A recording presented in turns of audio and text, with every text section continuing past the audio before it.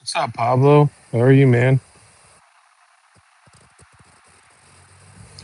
So, Ascended Heroes. You don't think it's going to hit MSRP?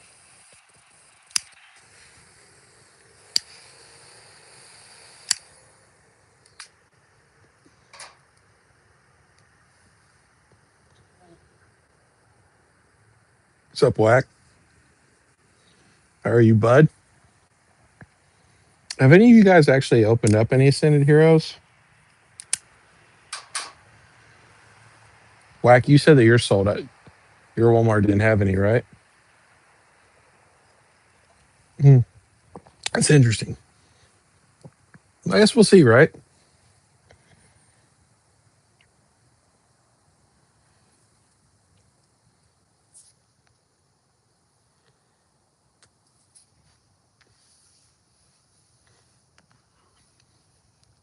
I went to mine. I went to mine yesterday night, and they had the little barcode switched over. So I figured I missed. Also, I saw the 10 collection, like the 10 display. So I figured I was kind of screwed. I had to work today, so no Synod Heroes for me, but I'm not worried about it. It'll be all right. You open up two sticker decks. Yeah, didn't you say you got wrecked on them? I guess. I mean, it's what, 6 packs? What's good, Lambo? How are you? Yeah. No, yeah. I've made my opinions on Ascended Heroes. So it's interesting. It's for sure interesting to see. I know what ETBs, Pokemon Center ETBs are roughly 200, 220 right now. And then the normal ETBs are, what were they, like 120? So it'll be interesting to see for sure. For sure.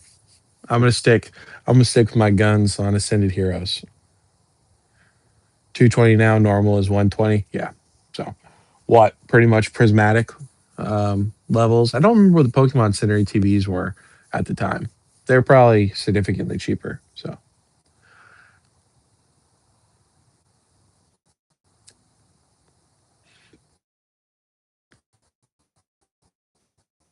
it is BS, right? I don't have a problem with the wave system, but I have a problem with the wave system that they're doing right now. Um, like they should have just came out with everything all at one time. So they already postponed with the tournaments as far as the actual TCG playing the TCG. They postponed the play for it. Um, they should have just postponed the set. So they could have done it for just English women just fine. But yeah, I'll be interested to see what the booster bundles do. It'll be interesting to see what the cards do. Um, now that we've seen a lot more go onto the market, what the ETBs do. I know Jay, he said that his store had like 1,000 ETBs today, and then in a couple weeks they're going to have 1,000 more, which that's a pretty good number for one store. Of course, it's I think he lives in New York, so could be a little bit different there, but I think it'll all be okay. I'm not too worried about it.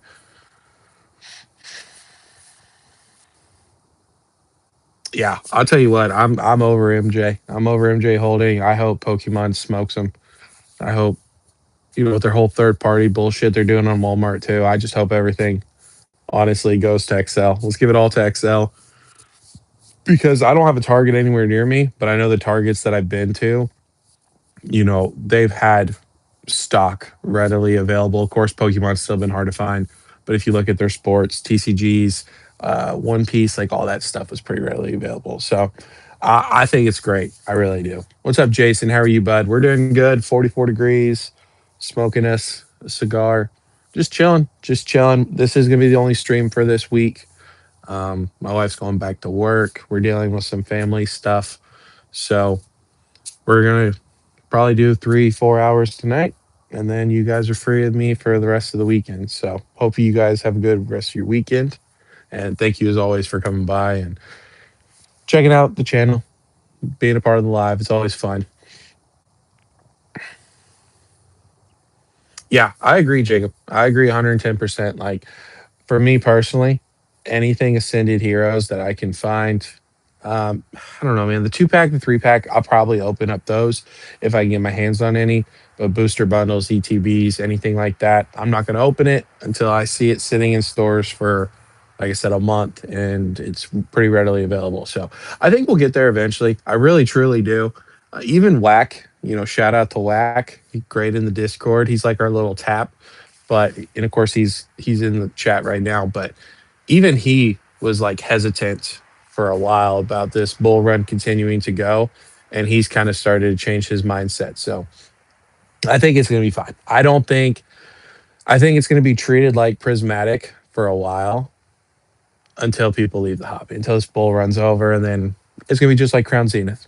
Like it is. It'll do very well long term, of course, but until then, I'm just going to hold on to what little I have, which of course right now is only the Pokemon Center ETBs. I'm not going to open those. So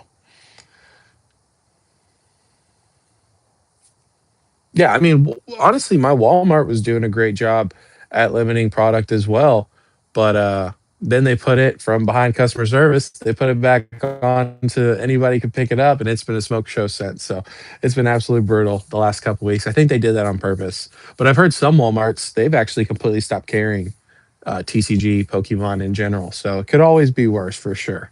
But we've seen this before. We saw this during the Logan Paul last time. It'll be fine.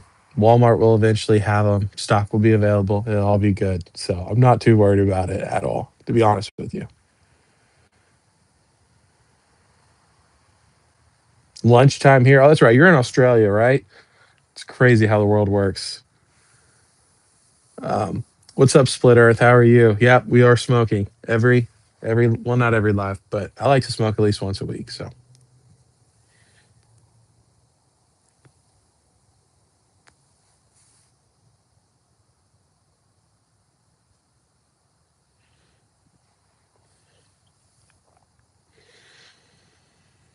Pokemon prints like 80% of market won't sit on shelves still.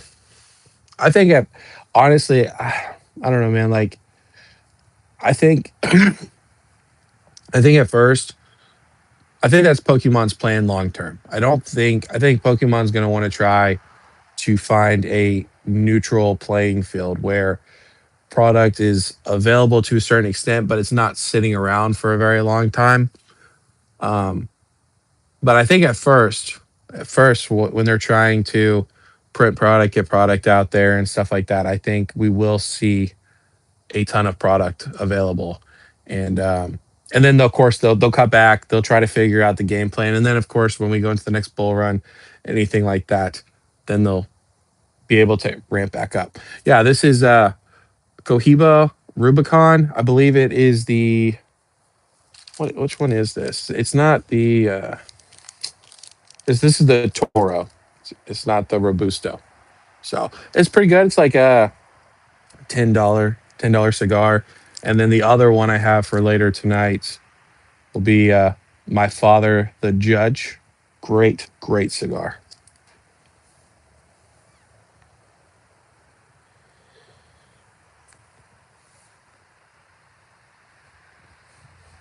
Yeah, I mean I agree. I think Gen 10, we're gonna see a price increase. So booster boxes or not booster boxes, ETBs are supposed to be what are they, 50, pretty much $60 is the normal now. So yeah, I could see probably like $70, something like that. They'll probably try to increase them again by $70. Booster boxes will go from like 160, the 160 right now to 180, maybe 200. I think 200 would be a little bit of a stretch, but I definitely could see long term Pokemon continuing to increase normal MSRP prices every new generation that we have for sure. So I think they'll figure it out. I really truly do. I'm not worried about Ascended Heroes. I'm really not. And people are like, oh, it's got all these Gen 1 Pokemon. It's got Gengar. It's got Mewtwo. It's got Dragonite. It's got Pikachu. Two different Pikachus. It's got Psyduck. Like, it's got all these Gen 1 Pokemon. And I just think, like, yes, they do. But a lot of the artwork is not that good. So, does it have enough to carry? Does it have enough to, even though I think personally it's better than Prismatic Evolutions because it's got different varieties, and the God packs are definitely more interesting in my opinion. Um, I think people are fatigued, man. I think people are fucking tired. I think people are tired, and if we start seeing product more readily available, then people are going to lose hope. People are going to lose faith. The right kind of people are, and of course, they'll start to leave when the money's not there. So, again, we'll see. It's all a gamble, but I'm going to stick to my fence. So,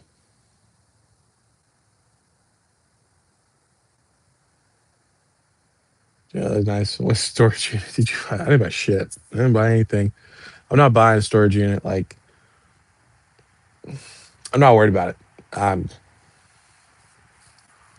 I told you in the comment I left on your video.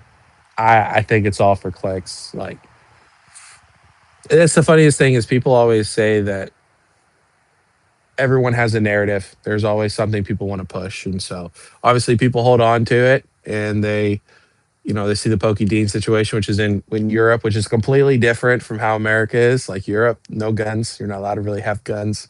That's why there's so many stabbings because people have pocket knives and stuff like that. America's completely different. But again, it's views, it's clicks. I saw on PokeChuck, which I don't watch PokeChuck at all, but I watched one of his videos because the thumbnail was saying, I'm switching up my investing strategy. And then he goes on to talk about how he is no longer showing off his collection. He is no longer going to be as vulnerable. He's moving everything into a storage unit, multiple storage units.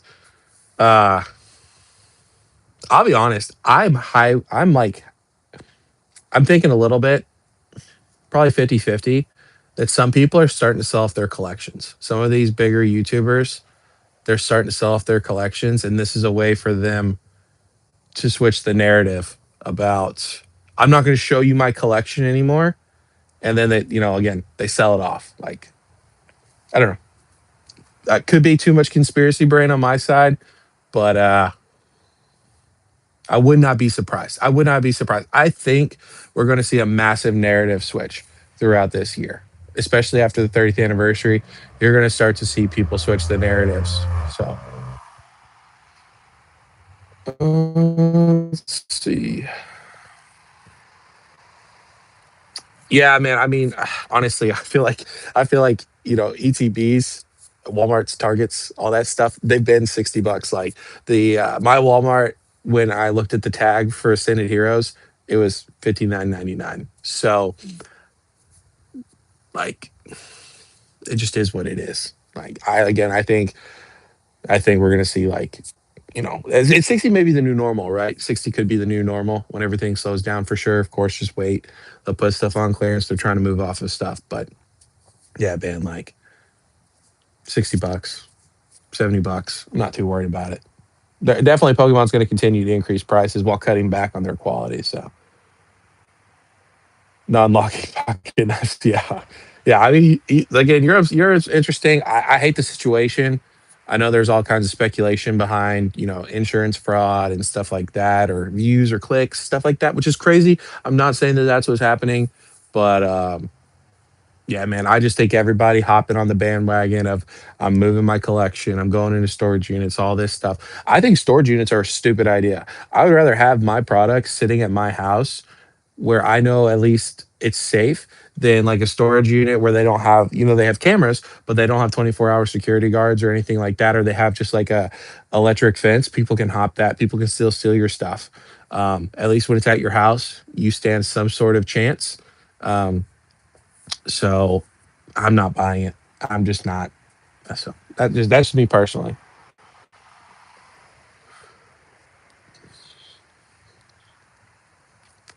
Pablo, that's what I would do, man. I mean, I'm still gonna pick up two perfect order booster boxes. Um, I'm not gonna worry about the Pokemon Center ETBs. If I get a Pokemon Center ETB from the Pokemon Center, great. If I don't, I'm not gonna pay market for Pokemon Center ETBs. Fuck that. Um, but I'm gonna continue to get my booster boxes, perfect order, stuff like that. Um, and I'm just instead of buying singles right now because obviously singles will crash, graded cards will crash. I'm just gonna wait. I'm just gonna wait, continue to build up money, see what happens with 30th, Rayquaza set, all the bullshit that's coming up. So But I will continue to get Japanese. So I'm gonna get the Ninja Spinner set when it comes out. We'll do an opening for that. Um, Rayquaza set, all that stuff. Booster boxes of DR, hell yeah. 20,000, $200,000 storage unit. Absolutely, that would be something crazy, right? Yeah, no, exactly, Jason. They can still get broken into. What did Pokechuck do?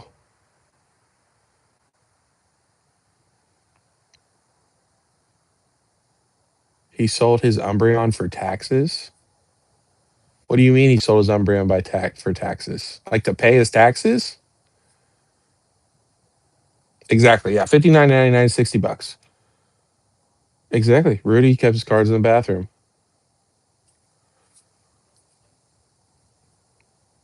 Yeah, I mean, like I said, I'm still gonna get booster boxes. I'm still gonna try to get Pokemon Center ETBs. I'm still gonna try to get Pokemon Center restocks. Um, but I'm definitely like you guys know I love singles. I collect singles all the time. Um, I hate investing. I know that's probably a surprise to a lot of you guys, but I'm not a big like investing guy. I much rather prefer to open up packs and get singles. And I understand that's stupid at the same time, but right now there's too much. There's too many variables up with Pokemon and stuff like that. Like at any point in time, and I know that people don't believe me, but at any point in time, we could see Pokemon do something crazy and drop a shit ton of product. There is no safety nets. I do think it's extremely unlikely. Again, I think they're going to wait till the 30th anniversary. They want everything to be hyped. They want it's just like your birthday. You wouldn't want to celebrate your birthday 5 times in a row because by the fifth time, people aren't going to give a shit. Pokemon's the same way. They want their 30th anniversary to be crazy. But after that, I could definitely, see. And it may not. It may not. Um, but I think it will be. I think it will be. So I'm not worried about these scalpers, rip and shippers. They've been here before. They'll leave. Rip and shippers are still going to be here. We saw them in Sword and Shield. We saw them early, Scarlet and Violet. But a lot of them will leave because people won't want to be paying 5, 6, 7, $10 a pack when they can just go and get it, 3, 4, $5 a pack. So it'll all work itself out. Or if not, I'll continue to buy what I can at MSRP. And when it goes out of print, I'll buy whatever is out of print, like Destin Rivals.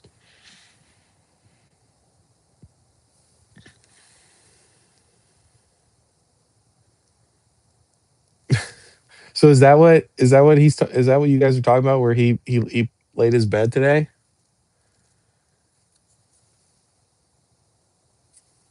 He got a 10 on the summer end, so that's what, a $4,000 card. At least the last time I looked, last week it was a $4,000 card. That's crazy. Like it's smart probably because again, but the Sunbaron is one of those top chase cards from Scarlet and Violet. Um, I don't think it's going to be 4,000. Look at what the Moonbryon from Evolving Skies is doing. Similar pull rates.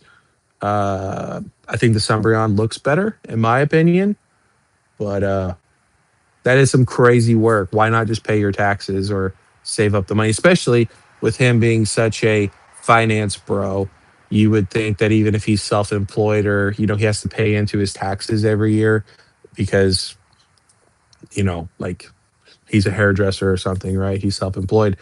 You would think that he would be putting money aside. So look, sounds like Homeboy's been going a little too heavy into Pokemon and TCGs and probably should cut it back a little bit. But hey, everybody will live and learn, right? So he may do very well long term, or he may be financially fucking himself and have to dump everything. I don't know. Like I said, I don't watch the guy. I don't like the investing content. I watch Rudy, and that as far as like investment, which he's not really an investor guy. I don't watch anybody else. Fuck that. I guess Henry. I still want to be friends with Henry, even though he doesn't like me. That's okay. That's all right. I'm not gonna worry about it. But I watch him. He's kind of investing.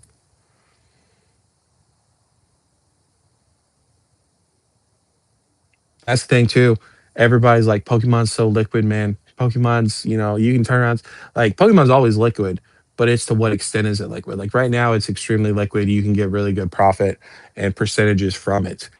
Um, but it's not always going to be that way. You might be able to sell. Pokemon can always be liquid, but are you going to get 80%, 70%, or are you going to get 50, 40%?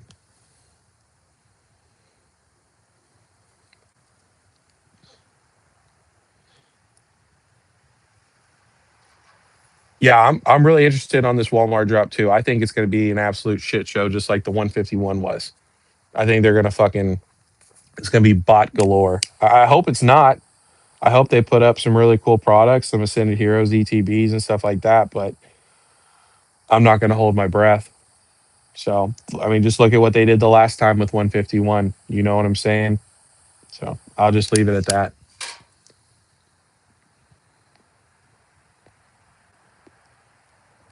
I agree, Lambo. I agree. That's a lot of things that people aren't taking in consideration is what Pokemon's doing right now in English is they're only going to be printing English. They're buying a bigger printing facility, printing packaging because again, from everything I understand, they're not having a problem with printing, keeping up with demand print wise. It's packaging wise. Of course, we have Split Earther in here. I know that he does printing stuff, so maybe he can agree or disagree with that or give his insight. But like it's packaging. So also Anon said that they just bought their own shipping people. So they're going to be in control of printing, packaging, shipping, distro. And they're not printing anybody else's shit. Like we are talking about a bunch of product. And then what people also aren't taking into consideration is when we get some form of reprints or dump, I won't say dump, but you guys know I'll say dump. We are also going to get all these people, all these fake investors, all these fake Pokemon fan people that say they love Pokemon. Pokemon's amazing. And all they're in it is for the money. They're going to dump their product onto the market and try to drop it as quick as they humanly possibly can because they've been putting it on credit cards. They've been putting it on Afterpay, Klarna, these pay in 4, pay in 12s, pay in 36 months. Like there's a lot of things that people are not taking into consideration. So we could realistically look at a dump from Pokemon and then a dump from the secondary market to really put us into a rough situation. And if people don't think too, like I know that Twice Big Jake has been talking about we're going on a generational run, 5 years. The next 5 years, we're going to see a bull run and all this crazy stuff. I think that because of this bull market that we've seen for how hard and how long it's gone, I think we are going to see the complete opposite with the bear market. I think it's going to be a brutal bear market. And I think it's going to be just as long lasting, if not longer, than the bull run. Could be completely wrong. Of course, you guys make your own decisions for yourself. But I think if you look at history, it will tell you that that is a strong possibility. So take that into consideration. Again, that's why I'm kind of stepping back and saving up my money because I'm broke. And I think that long term it's going to do very well. Also, I want to see what's going to happen with the rest of the year. So, but that is a great point, Lambo. Absolutely. Absolutely. Split Earther. We will see, or Split Earth. We will see who the real fans are the next dip because it's going to be a flood, man. It's going to be a flood. Well, I don't know who his employer is, but they should be um, withholding your taxes. So I don't really buy that. I've never met of an employer that does not withhold your taxes unless you're a contractor. Then it is your responsibility as like a subcontractor, regardless if it's like your IT or anything like that. It's your responsibility to be taking out taxes. So yeah, Asian, we're fine. Like I don't know. It's not even that we're fine. Like I don't know. I like we haven't had any like bad blood or anything, but like I've told him I would love to do a live with him and I try to show support with him and he just doesn't seem interested in that. So it is what it is. It's completely fine. Like I know my channel's different. I know that I say if you don't like my opinions, I don't care, like stuff like that. So think I'm a little bad image for his channel and he's trying to stay away from me, if that makes sense. So, and I'm completely against like he's going more into Pokemon is not going to reprint. We're not going to get reprints. This is just how the market is. Where I am very anti. I'm against that. So I just think that we're on two opposite sides of the fence, and I wish nothing but the best for him. Obviously, um, I wish things could be different, but they're just not as it currently stands, which is fine. It is completely fine with me.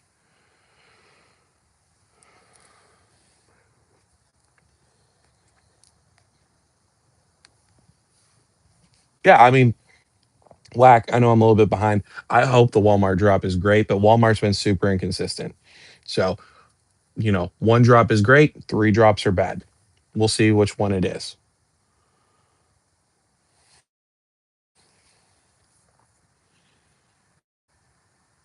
Yeah, like I said, Split Earth. I actually came across your videos a while ago when you were talking about manipulating cards. Like if you have whitening on corners, how you could fix those and stuff like that. And you were talking about it, but you look different. And then I saw you on the live with Shug and Merc, and then yeah, you've been commenting. So I'm one of those like creeper people. I watch a bunch of people, but I don't comment. So, but you seem like a cool guy, and I like I said, I know that you've done printing press, or that's your job. So I just think again, the narrative is not cool right now to say, yeah, Pokemon's gonna figure this out. Like, no, Pokemon's never gonna figure out. We're just gonna go up, up, up forever. That's just bullshit.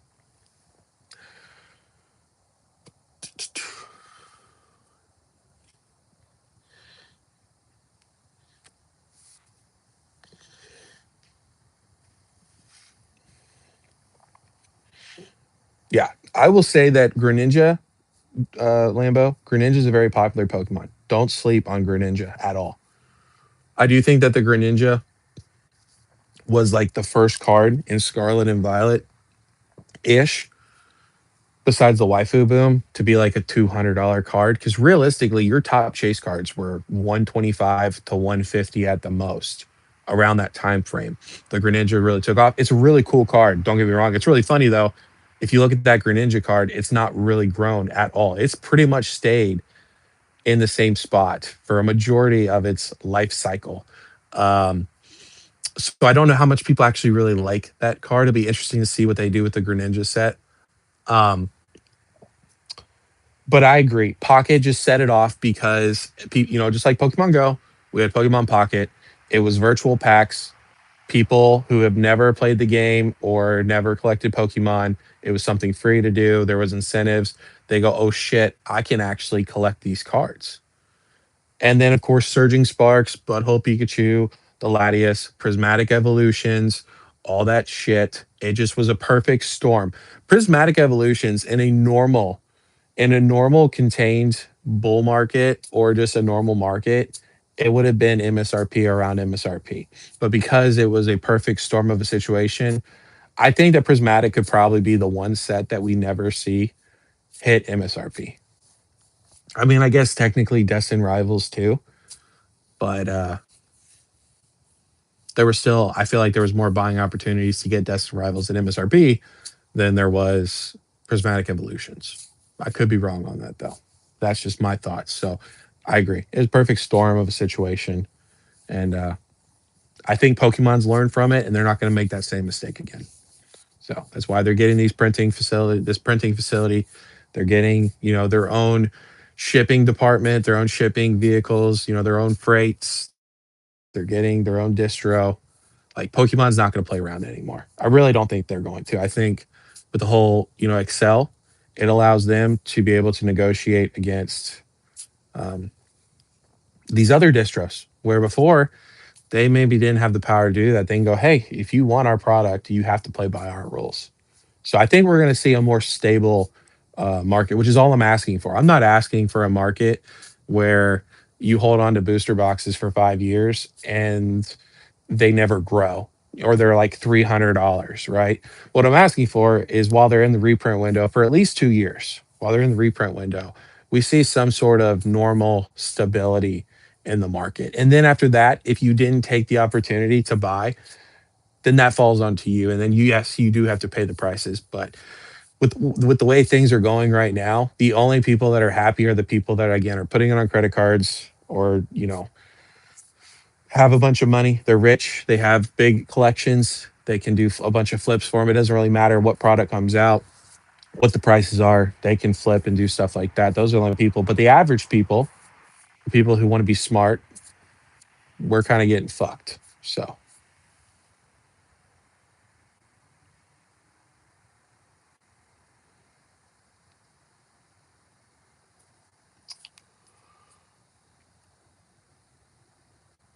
I really like the Twilight Greninja. I hope. I mean, I would want to buy one right now, but I think that with how, if you look at what the card's done, it's really struggled to go over 300 again after it went over to 300, like 350 back what last year. Um, I think we could see that card, like 150 bucks at some point. And I think that's fine, even 200. If it goes to 200, I'll buy it. But right now it's sitting in like the high twos.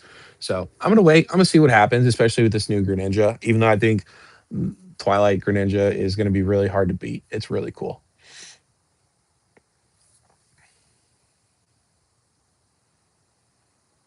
You've heard what for a whole year?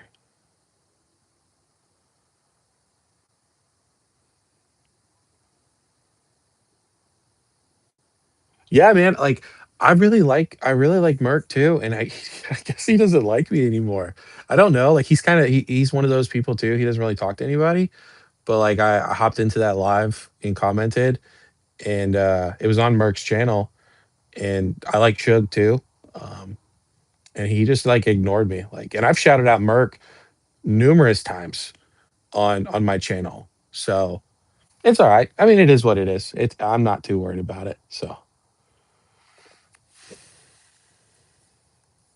yeah, Asian, exactly. That's all I'm asking for. That's all I'm asking for. I'm not asking for anything crazy. I'm not asking for you guys to lose all your investment, Pokemon go to zero, Pokemon to be the most trash thing in the world, like how Magic can be sometimes. I'm just asking for a little bit of normalcy in the market. So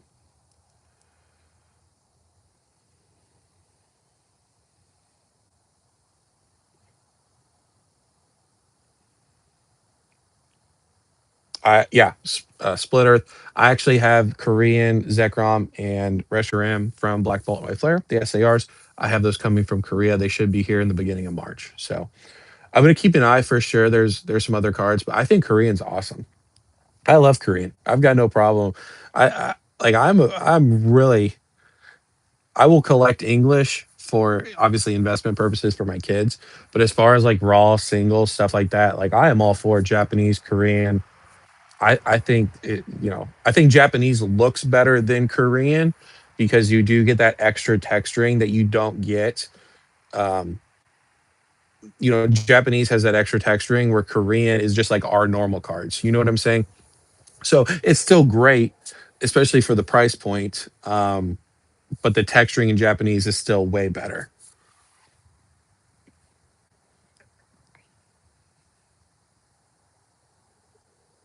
Yeah, maybe he didn't. Like I said, I just I've had some interesting uh, uh interactions with some YouTubers, so I just kind of stick to my lane and don't expect a bunch and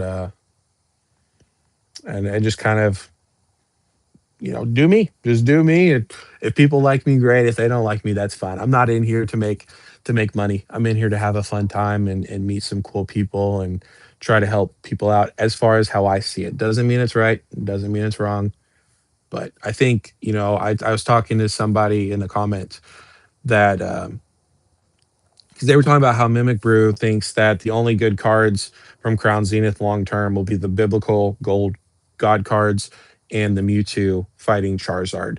And I actually think that there are some other good cards that will be very popular in Crown Zenith, especially the legendary dogs.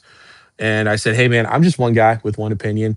I just hope that when people look back at what I've said, they realize that I kind of knew what I was talking about and I was just trying to help people out. So if I can do that at some point, you know, even if I'm here, I'm not here. That's all I want. That's all I want is try to help people out.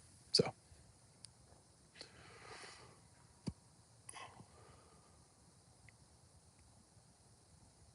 it's always nice to pay low. I mean, that's the thing too, is like point of entry, right? Would you rather get in at a booster box at, let's say MSRP is just the normal thing, right? Let's say we never go below MSRP. So let's say MSRP is 180 with Gen 10. Would you rather get in at 180, or would you rather get in at 600, 500, $400, right? Because realistically, these people that have paid $600 for Destin Rivals, it's already down to 550. Obviously, it'll probably can climb over that. You could be able to make some money off of it. But if we get any reprints, which I think we will, if we get any really noticeable reprints, multiple reprints of Destin Rival booster boxes, people could be down $300, right like that. I mean, look what happened with One Piece. One Piece announced reprints for OP13 and the waifu set, the chick set, and those boxes went from $600 to 350, like 340, 350.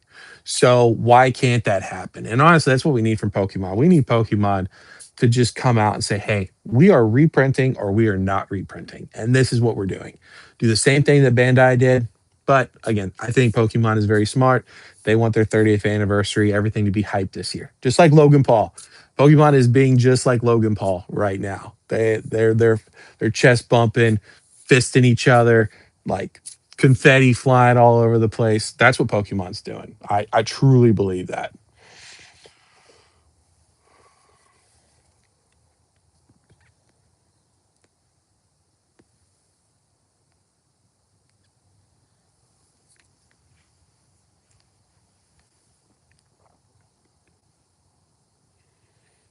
So Ludwig, are you and Asian disagreeing about prismatic or about buying around MSRP or both? I don't.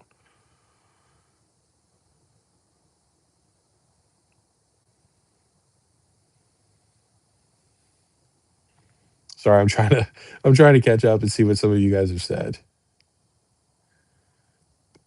We'll see.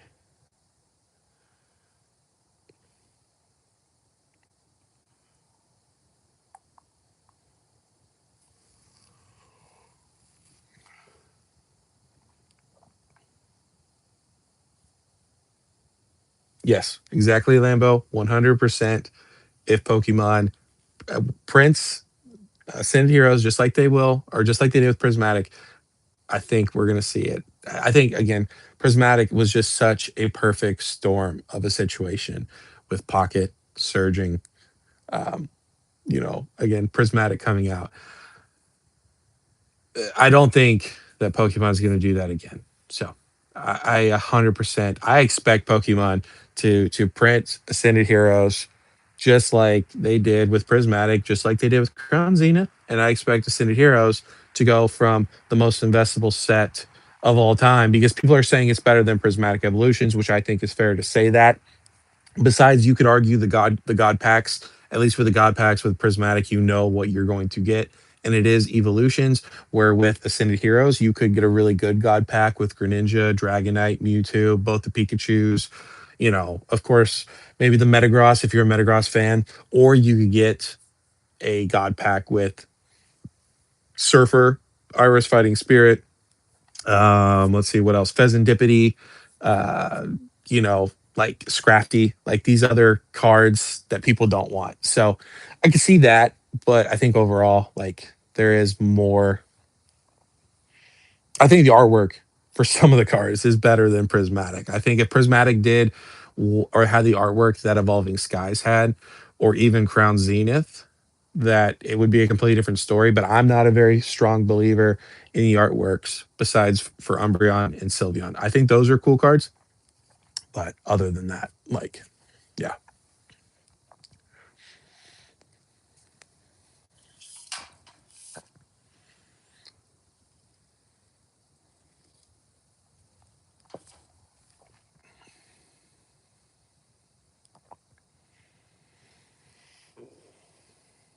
I agree, Brandon. You know that we had a 2-hour conversation the other day on the phone about Prismatic and this year and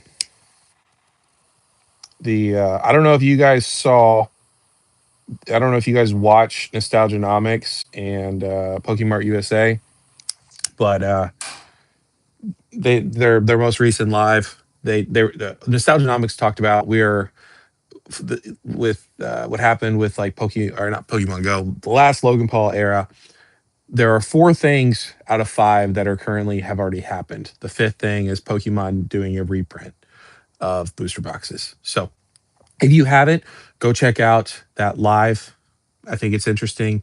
Again, if you guys saw my most recent video talking about XL, Rudy, Anon, take it as you want. That's all I'm going to say. Um, so what I'll say with Prismatic, right? And this is what Ludwig Brandon is what I call him. This is what he's going at, and I could definitely see this point. Is Prismatic has been hoarded by the masses, right? I'm sure you have Prismatic. I don't. I have the two bundles. That's it. I'm hoping to get some of the SBCs from Sam's because I ripped it all. I ripped it all, and Prismatic was hard to find, right? And I didn't feel comfortable paying the prices that Prismatic was going for. That's why I'm not necessarily going to make the same mistake with Ascended Heroes, but I'm also not going to go crazy on Ascended Heroes, like paying over MSRP for it. I'll take my chances. Realistically, we should have till 2029 before it goes out of reprint. I can still see people's arguments 2028. But regardless, Prismatic Evolutions, because people have told everybody, all these investor bros, they have all said Prismatic is like Evolving Skies. Prismatic is the next greatest set of all time. A lot of people have not opened up their Prismatic. A lot of people have bought in Prismatic and put it in their closets, put it in their storage units, put it in their grandma's basements, put it in their attics. When we see a bear market, when we see a flood, like we were talking about earlier, I was talking about earlier to you guys, if you agree or disagree is fine. But realistically, maybe not everybody will sell their Prismatic. Maybe some people will hold on to it because long term, I think it's kind of a no dub play. Prismatic will do well over time over the long term, but we could see a dump in Prismatic when people sell off their whole entire collections. Especially because Prismatic at first will have a very high premium on it, especially if the or the ETBs are going to go for like $200 or something crazy like that, 250, $300. So realistically, do I think we get to MSRP? Probably not. Could we get closer than what people are expecting? Maybe closer than we've seen before, where like $90, if you even want to say that, I'd say about 95. There is a possibility. So I can see both sides of the argument. I'm not saying I'm planting my flag on either side. Um, I don't care. I don't care. Like I said, for me, Ascended Heroes is my Prismatic 2.0. So I've that's that that's what I would tell you guys.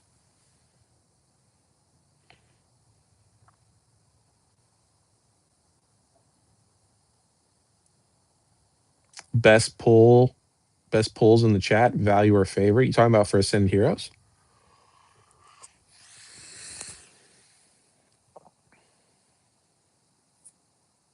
Yeah. If it did, yeah. Yeah, I agree. I agree. I mean, the hobby is already cooked, right? So, but I could definitely see that point. So yeah, so Gurkha, I don't even know if you're still in here, Split Earth. I apologize if you're not. Hopefully you see this, but I don't like Gurkha. Gurkha to me has a very weird taste to it. So I do Cohiba Rubicon because it's affordable, it's cheap. I do My Father, the Judge. My Father Blue is an awesome, awesome cigar. Um, if you haven't tried it, um, I'll dabble with a couple of different things like AJ Hernandez, or yeah, I think it's AJ Hernandez. Might be AJ Fernandez. I don't know. AJ, he does one called Decenio. I like the darker cigars that are more spicy. So that's my style. But I try about everything. But no, Gurkhas, I stay away from. I know that they're affordable, but I've tried them before and they're not good. So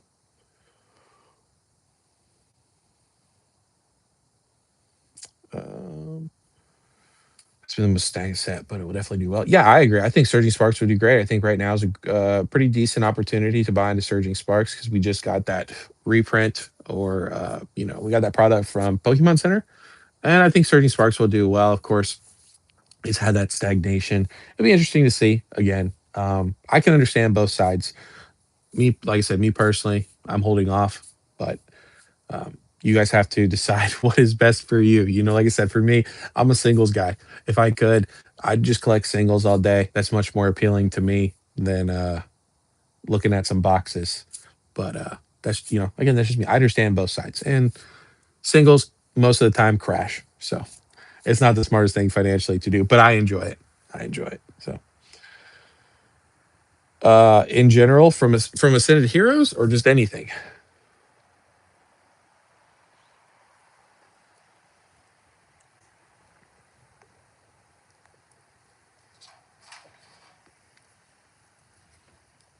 I agree. I agree, Jacob. I agree. Poke Lambo. Sorry, I need to start calling you that. Lambo. I agree 100%. Pokemon's got to move on from Prismatic sooner than later, um, unless they're going to change their reprint schedule. Unless they realistically go, hey, we're going to reprint sets for 4 years. We'll see.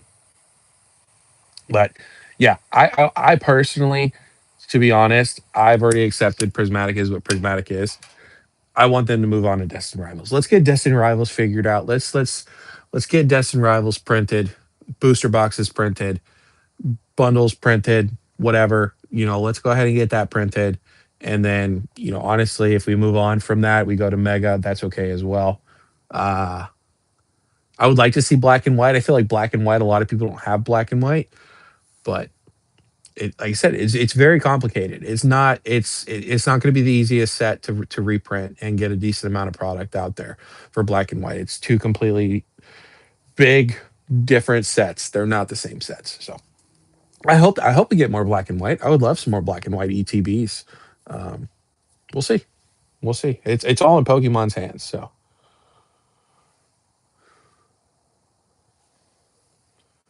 let's see. I've never tried them. I just think the ringer is cool.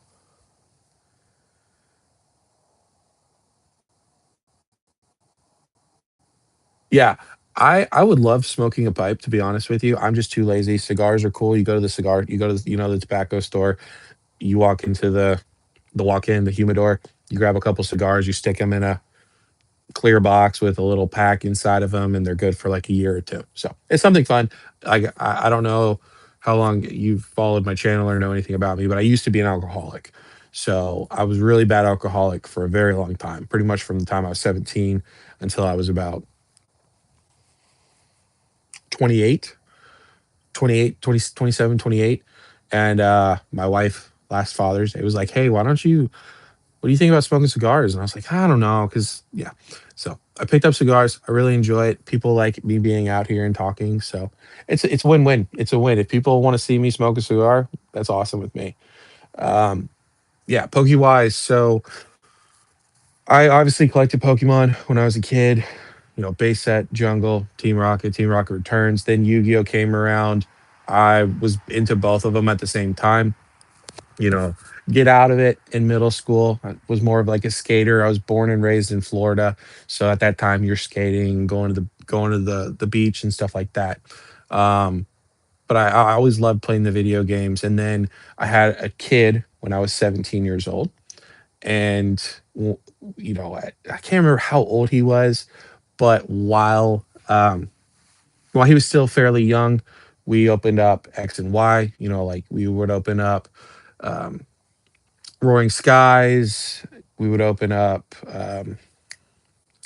what is it? Is it Primal Clash, Forbidden Light? Fates Collide, Sun and Moon. We'd open up all those, especially like the Dollar Tree packs. Those were a big thing. I would go on my way home from work, because I was a young guy. I was a young guy with a kid trying to do the best I could do. So I'd go to the Dollar Tree back in the day. If you guys remember the Dollar Tree packs, and I would get like 20, 30 of them and take them home, and we just rip them, rip them, rip them. Um, I'd say probably my favorite set, one that's most brings back the most memories for me with my son, my oldest son, which is 13 now, would be Shining Legends. We opened up a ton of Shining Legends. I had the YouTube, and then I sold my collection at the beginning of this year, not this year, sorry, 2025, because I needed the money, and but I had that card. We opened up a ton of that. The Shining Legends collection box, the one that goes for $1,000 now or something like that, where you got like the Ho Ho, the Lugia. I believe it was the Celebi too. Um, but we had pretty much the whole entire set. So for me, Shining Legends, probably my favorite card. My favorite card is probably the Mewtwo, just because again, it just brings back a really special time in my life because I don't. I'm weird, man. I don't like opening up in the videos. So lives, I'm a little bit more vulnerable, but like me and my 13-year-old, we have a awful relationship, and obviously the alcoholism didn't help with that. I was always a good dad, but obviously I could have been a better dad. 100%. I take full responsibility. So those times that I had with him are probably um, the most recent happy times that he has with me and that I have with him. Pokemon is very special to me for a multitude of reasons. That's obviously one of them, and I want to continue that with my other kids, my 4-year-old, my 2-year-old, and then my newborn. Um, and yeah, I had a rough childhood. I've got several mental illnesses and stuff, and so Pokemon and stuff like that was always it reminds me of my youth and what I thought were good times that really weren't good times. So I guess I hope that answers your question. Um, yeah, yeah. So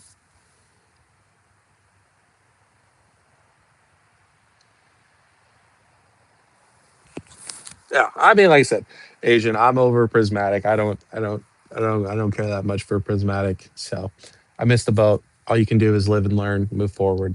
So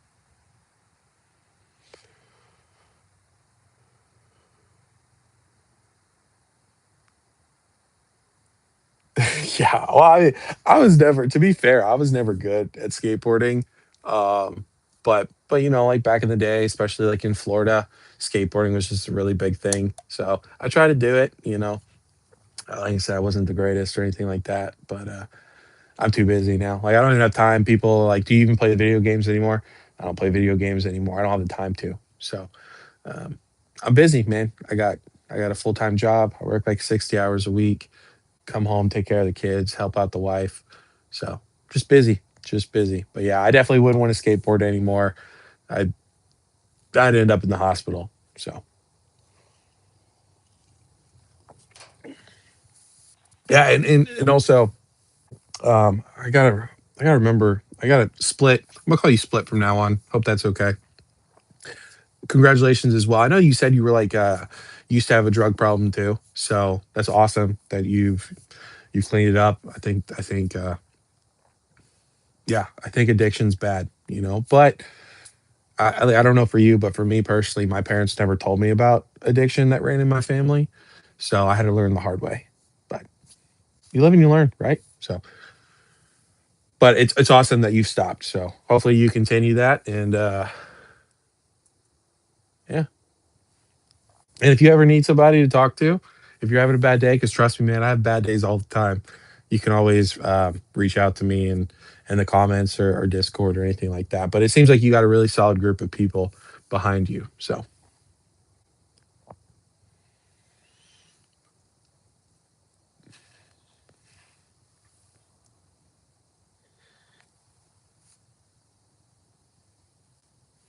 yeah, no, I appreciate it, guys. Like I said, I I see these content creators and I don't really consider myself one. I'm just some dude that talks shit and hopes people like it, but realizes most people aren't going to like it. That's just how my life is. But I know that I could probably make a video like that and get sympathy, right? But that's not what I want. Um, I want people to like me for me, and obviously, you get to know me a little bit better in the lives, or whether that's a good or bad thing is up to you to decide. So I'm glad I got to share it with you guys. I mean, that's more of an in-depth situation, but I just I don't want the sympathy subscribers and shit like that. So I appreciate you asking though. That was it felt good to finally get to kind of because I know some people think I'm really bad for the hobby and I'm fake, and that's fine. Like I understand it, so I'm glad I was able to kind of tell some of you guys. Some of you guys know a little bit different. So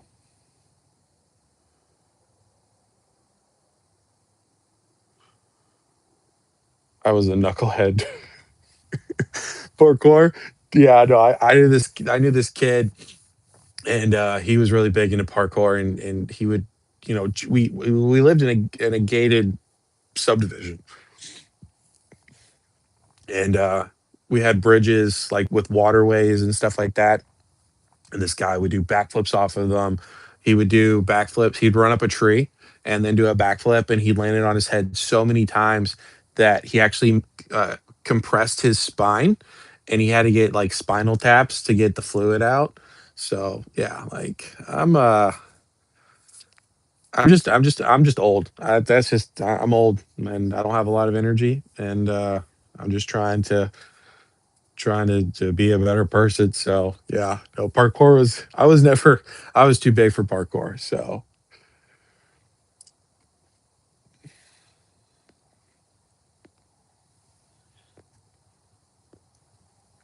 yeah, split. I will put it in the description of this live. But also, if you go to my community tab, it's one of the top ones on the community tab. And you don't have to join the Discord. I know I saw that you were like I think you were in Henry's.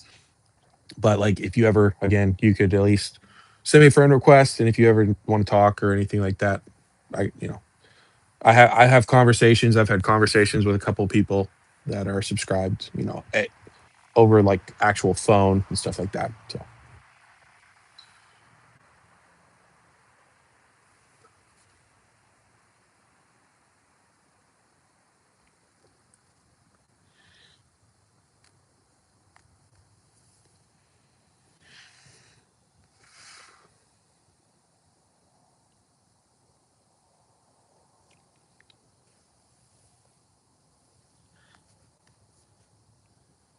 yeah, like I I don't really know because Kyra is MSRP in my opinion, Poke wise. So to me, I would consider Kyra that. So I don't know really what you mean by that, but definitely I know that what I say is not very popular right now.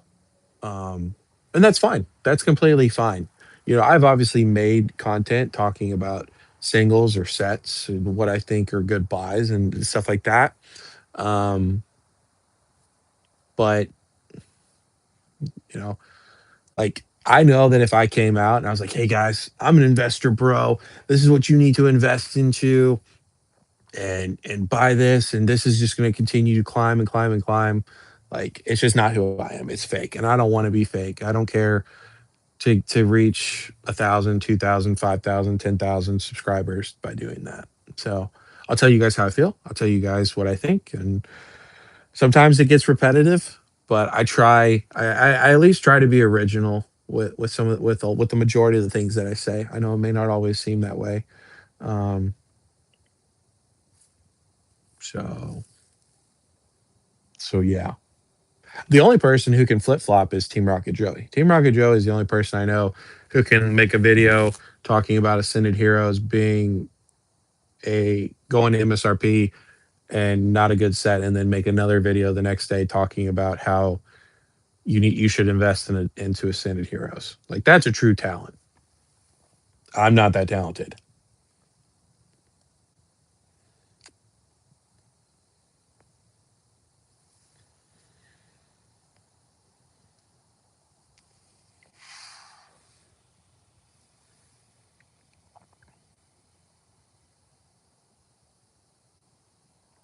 Yeah, that is fair.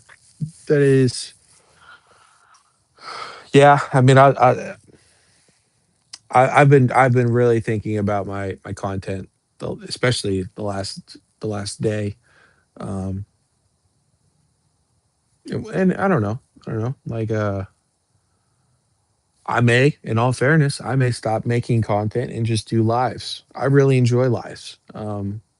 They're something that's really fun to me. Of course, making videos are fun too, but I just don't want to do.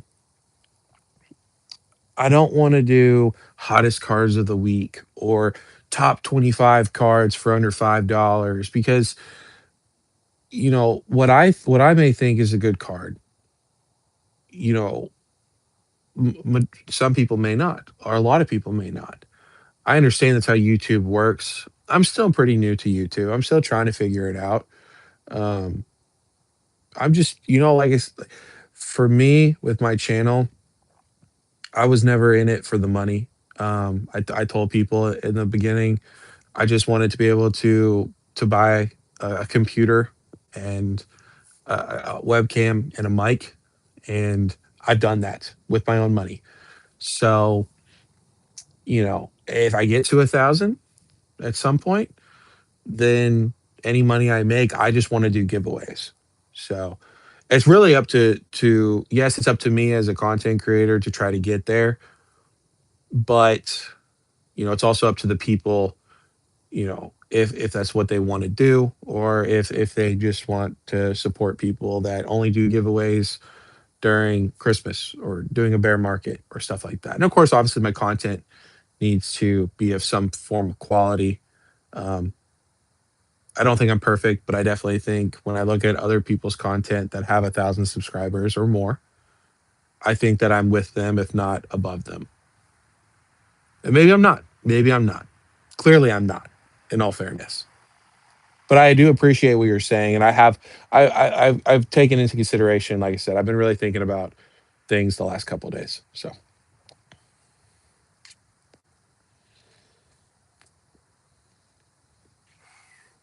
yeah, no, I agree, Brandon. We like I said, man, we had a conversation, 2 hour conversation the other day. So yeah, no, I agree, Pokewise. I agree 110%. Like I said, what he does is true talent because he can no matter what he says, people watch him say hell yeah. Um, so it's good for him. Good for him. Well, is that why you don't watch me anymore, Lambo? Because I say the Lugia is one of the better cards.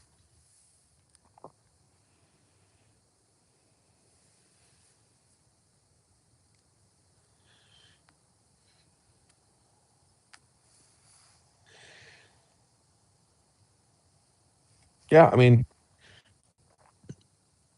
yeah. Like I said, I saw your comment, and obviously we had a little bit of a discussion, and I appreciate you giving me obviously an opportunity and coming on to the live. And I told you, just you're more than welcome to come on here and we can discuss things. I guess my question to you, because you say you don't really believe in the bear market, what do you what do you think is going to happen in your opinion? And of course, anybody in the comments, Ludwig, Hokey Lambo. I don't even know who else is in here. Maybe Whack. If you guys obviously don't agree, let's try to be respectful. But that would be my question to you: is what do you see the Pokemon hobby, the market, being in the next year, 2 years, 3 years?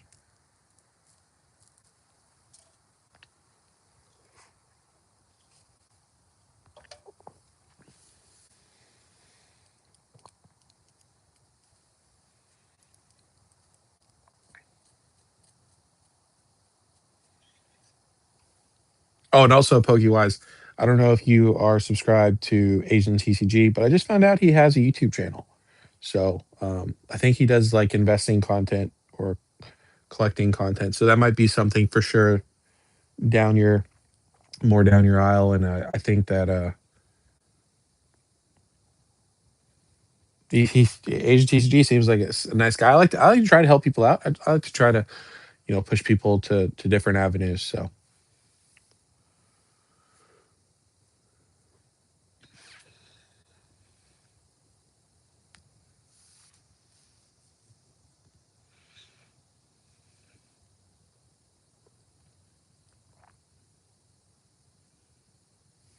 yeah, no, Asian. I know. Like I said, I'm not trying to be any sort of way. I'm just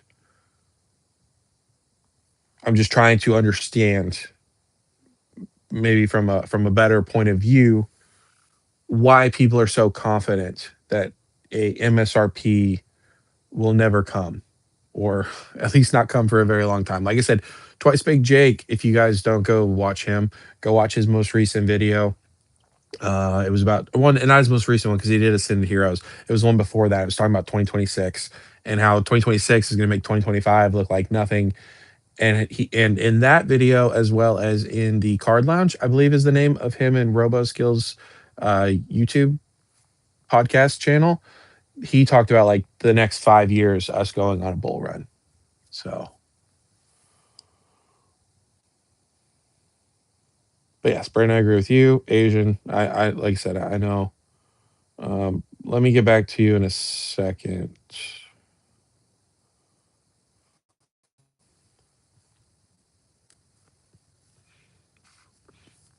Lambo, I don't think that Pokemon's lame. Okay, like I know Pokewise. I saw your. I've not read your comment yet. I'm going to in a second, but I know I said that. I think you kind of Pokewise had a problem with what I said, that we're going to be doing like double buys at Walmart, where or Target or wherever, where you're going to walk down the TCG aisle and you're going to look at it at a glance, be like, okay, I want that ETB, or I want this collection box. And then you're going to kind of like go back around and then do like a quick drive by, throw it in your cart. That's not me saying like I'm ashamed of Pokemon, or people should be ashamed of collecting Pokemon. I just don't think it's going to be where you're going to be like how it is now with the scalpers and just anybody, where you walk out of Target or Walmart and you're like, you know how on Step Brothers when they got a job and they're like, yeah. I don't think it's going to be that way. I uh, I think eventually people are going to be like they're going to be going to the store by themselves picking up Pokemon, and someone's going to look at them funny and they'll be like, oh, I'm getting this for my kids, even though they're not. They're getting it for themselves, which we've seen before. You know, we've seen this happen before. I mean, look at Labubu. Look what happened with Labubu. Labubu is very popular. You had grown men, women, children walking around with Labubu. You know, Cool Trainer Ryan was doing Labubus on his live streams. Labubu's dead now. I know Labubu's not Pokemon, but that just shows how something can be so hype. Credit cards, um, afterpays, people going crazy for a craze, and then in reality, there's still people that collect and like Labubu, but it's not anything to what it was. What, 6 months ago, 4 months ago. I guess that's my point. But let me see what you have to say.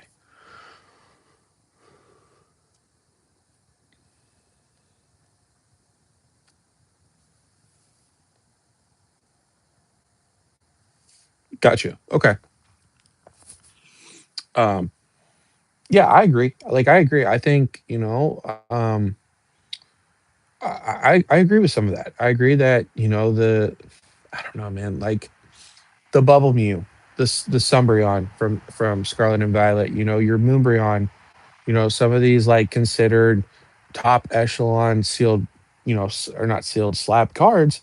They are probably going to retain a value much stronger than your other. I mean, let's be honest. Everybody is grading any sort of PSA. I know Lambo. Shout out to Lambo, Jacob in here. He was talking about the Charizard from, I believe it's Phantasmal Flames. The normal EX in a PSA 10 is like $100, $110.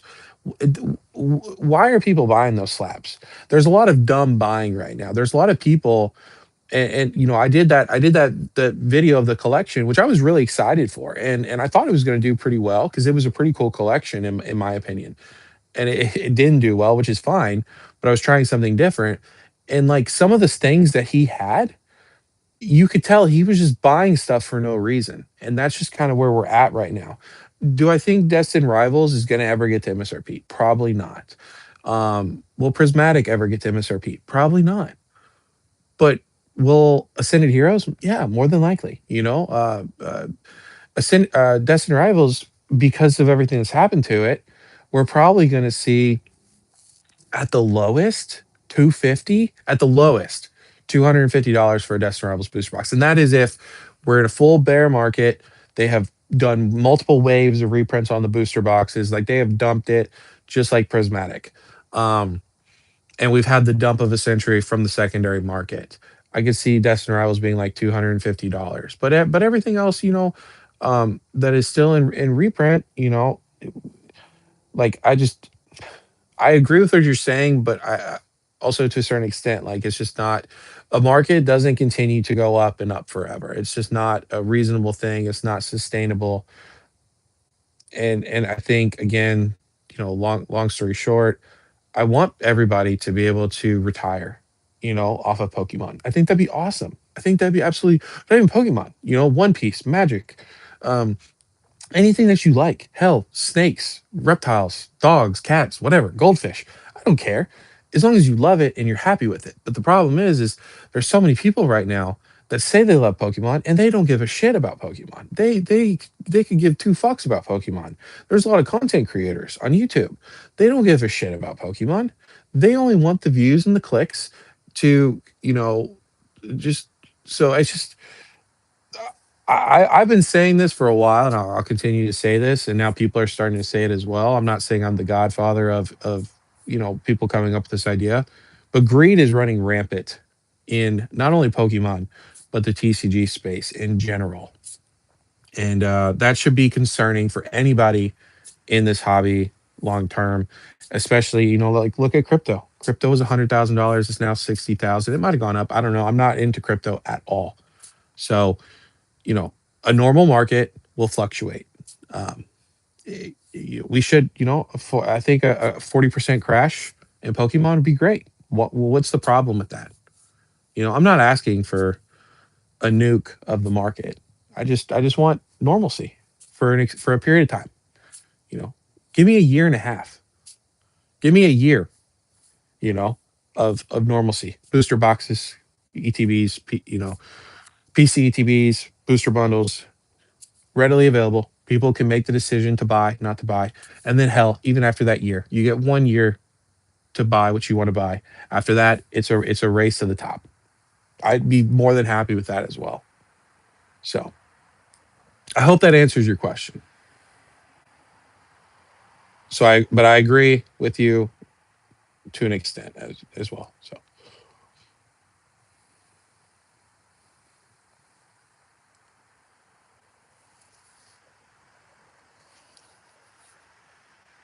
yeah, no, I mean, right now we're definitely seeing sports players and celebrities. K-pop. There's that K-pop artist that was a part of the 30th anniversary commercial. She's now a Pokemon ambassador. I think it's a little goofy, but even then she's Korean. So again, I think with anything, if you see a bunch of celebrities in, I think if you see a bunch of celebrities hopping onto something, you should know that it's hyped for sure.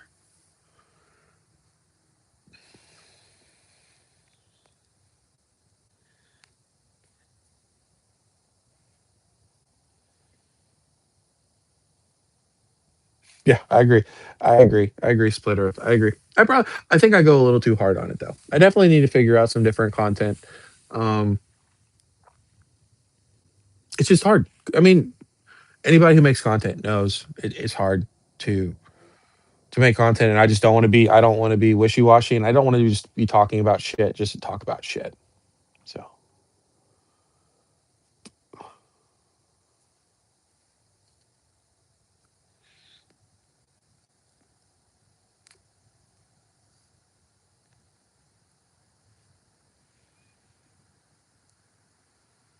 I didn't know Pokemon was is Pokemon going to the one in Florida? Yeah, I agree. And like, I don't collect Yu Gi Oh anymore. But like honestly, the last couple weeks, I've been watching little YouTube snippets of Yu-Gi-Oh, like the Yu-Gi-Oh anime, the TV show. I'm like, yeah, like this brings me back to nostalgia. So, like I said, I get it.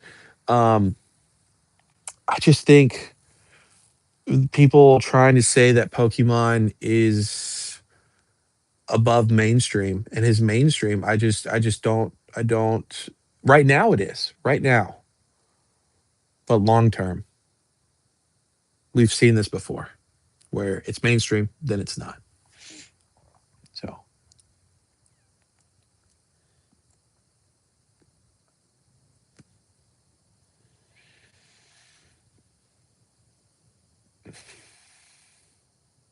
Yeah, I agree. Pokewise, I agree 110%. Um, Charizard cannot shoot somebody. Venusaur cannot do drugs. I mean, he can, but not a official. So yeah, like I understand that, but and I think Pokemon will get there eventually, right? I think at some point we will see Pokemon um, kind of because sports cards are still the boxes that come, of course, unless you get like a collector's edition box with sports cards. They're still pretty readily available. I think we will get to a point where, and we're already kind of there, but not to the full extent, you know, where more cards, maybe we get like a higher rarity of cards and stuff like that. I can definitely see it going to that point. But also at the same time, when we're talking about these robberies, right? When we're talking about these Pokemon TCG stores being held at gunpoint or Pokédean being robbed while he's on vacation, why are these things not happening to other TCGs? Why are we not seeing vendors for One Piece getting robbed while they're um, selling cards or stuff like that? Why are we not seeing baseball cards? Because baseball cards are, I think, for the majority, way more valuable. I mean, we're talking about transaction deals for a single card that could be 10, 20, 30, 40, $50,000. Where like I think your modern Grail cards, like your Moonbreon, your Lovebirds, PSA 10s, those are 4,000, $10,000. So I just think, it's very, I think that you can only look at one side of the fence. Why is this only happening in Pokemon? Because Pokemon's mainstream right now. Well, I'm sure at some point sports cards will be, and then we'll see sports cards. That stuff will happen with sports cards. So it's just, I hope that makes sense. I'm very like I'm not naive or narrow minded. I'm willing to listen to people's points of views, but I also think that people are not looking at it in full transparency. They're looking at it based off of what they want to believe in. Um, like, I'm not trying to be rude, but I would assume, based off of the conversations we've had in the live, as well as what we've had in the comments section, which is public to everybody, everyone can see your comment, my comment. I would say that you definitely lie more on, you're probably a collector, but I would say that you're definitely, for sure an investor in sealed product. And again, I just want to make it clear, that's not me. I will never be that way. That is not something that's appealing to me whatsoever, is holding cases and boxes. I don't enjoy that. And it's cool if you do. Obviously, your decision is much smarter than my decision, because singles again crash. But I want Pokemon to do well long term. But right now, if we continue down this path that we are continuing down, where Pokemon only goes up, rip and shippers are burning through product, rip and shippers, people are paying 15, 20, $30 a pack. Scalpers are here, quick flips. Dude, we're not gonna have a hobby. You may be able to get out, but someone's gonna get left holding the bag, and we're not gonna have generations of kids that continue like we started when we were kids. So I think that's more of like that. I think that's the best way I could describe it to you.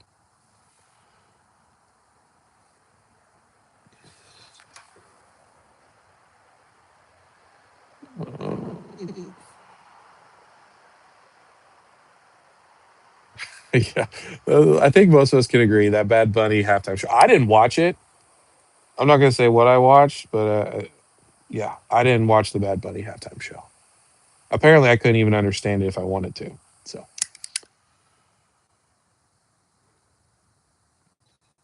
how about the Bears? It was their year. They fucked it up, just like the Bills.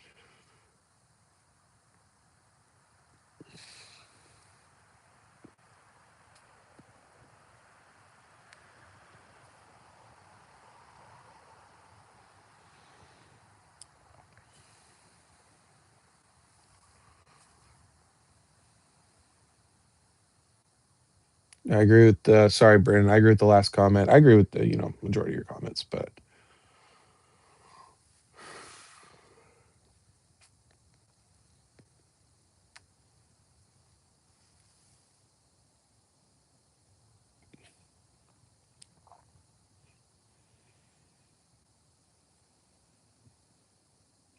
new MSRP is going to naturally cook a lot of people out with it being 180 bucks.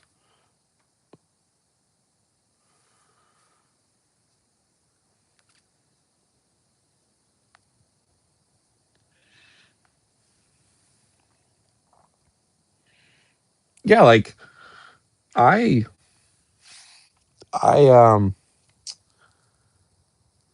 how do I want to word this? What's up, blood? How are you? I think that sorry, not Dan's Mimic Brew's form of collection is very wholesome. He knows a lot about, and I saw his latest video he did talking about the Dean and Pokey and E situation. Um, he's like, I can't stand when people don't know what card is in what set, which I think is a little crazy. I don't think we all know every single card that's in every single set, but to him, he does. That's important to him. Where he probably doesn't know what every single booster box, from Scarlet and Violet or Sword and Shield is going for, but I guarantee you, like Brian from Pokey and E, he could probably tell you. Or, maybe Team Rocket Joey could probably tell you or something like that. So I personally lean towards collection wise more of Dan because he's a singles collector for the extended part. He also does have some sealed, but I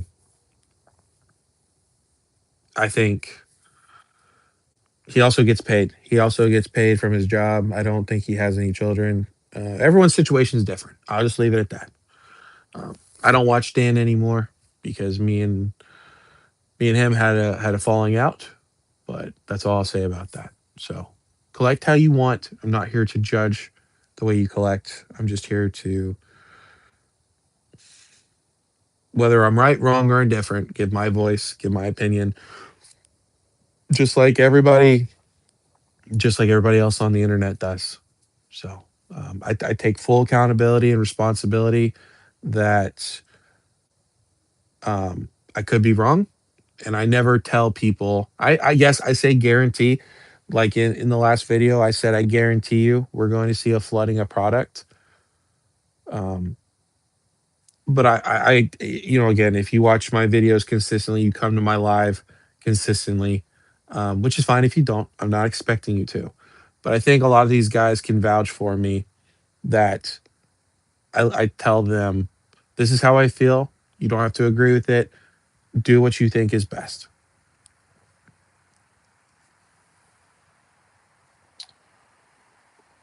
What's up, blood? Did you get any Ascended Heroes?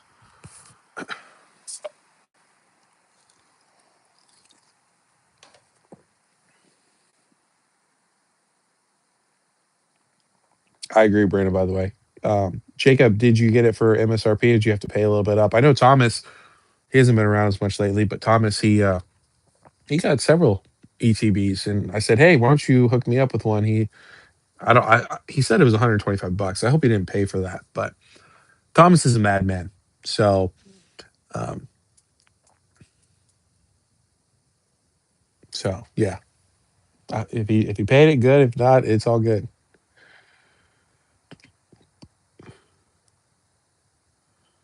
Brew he is a trip for sure. I thought we don't judge people anymore, but it's all right. Yep, exactly. Opinions are like assholes. Yeah, I know. I'm sorry. I'm sorry, Split. I should, right? But I don't. It's not important. It's not important to me. So, like I said, some people have, like, that photographic memory, or they get really, and I can get that way too. But yeah, like, I'm not that concerned about knowing what every single card is in every single set, what they go for, stuff like that. It's not my thing.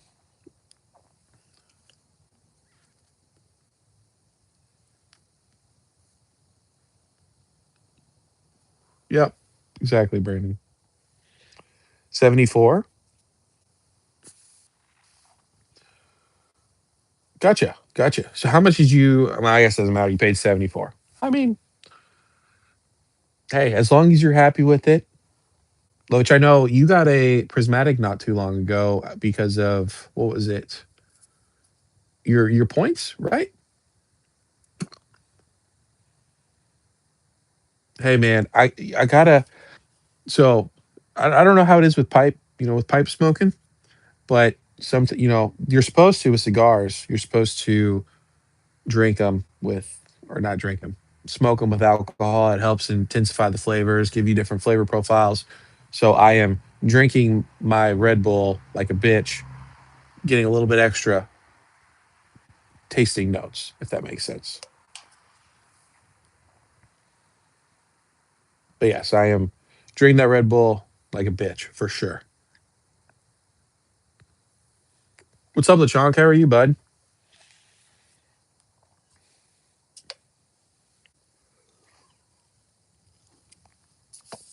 Especially this one, white peach, excellent.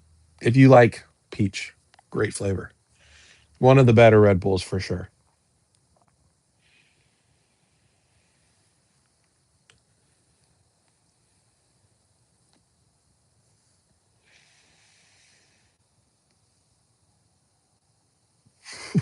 Yeah, Lambo, isn't it going? I'm just gonna call you Jacob. I don't know. Isn't it like almost $200? I think I saw on Jay's Discord somebody put it was 180 bucks. Like those things are taking off like crazy. And that's the thing too is at what point, and I'm honestly curious, you guys let me know in the comments below, or not in the comments, in the chat, sorry. What point do you think people will stop purchasing prismatic ETBs? Like it will get to a price point it doesn't make sense. Do you think it's just not? Like if you look at 151, do you think it's going to do what is 151 going for right now? I know the Pokemon Center ETB is going for roughly 900, 950. 151, I think the normal ETB is like 400, right? I could be wrong.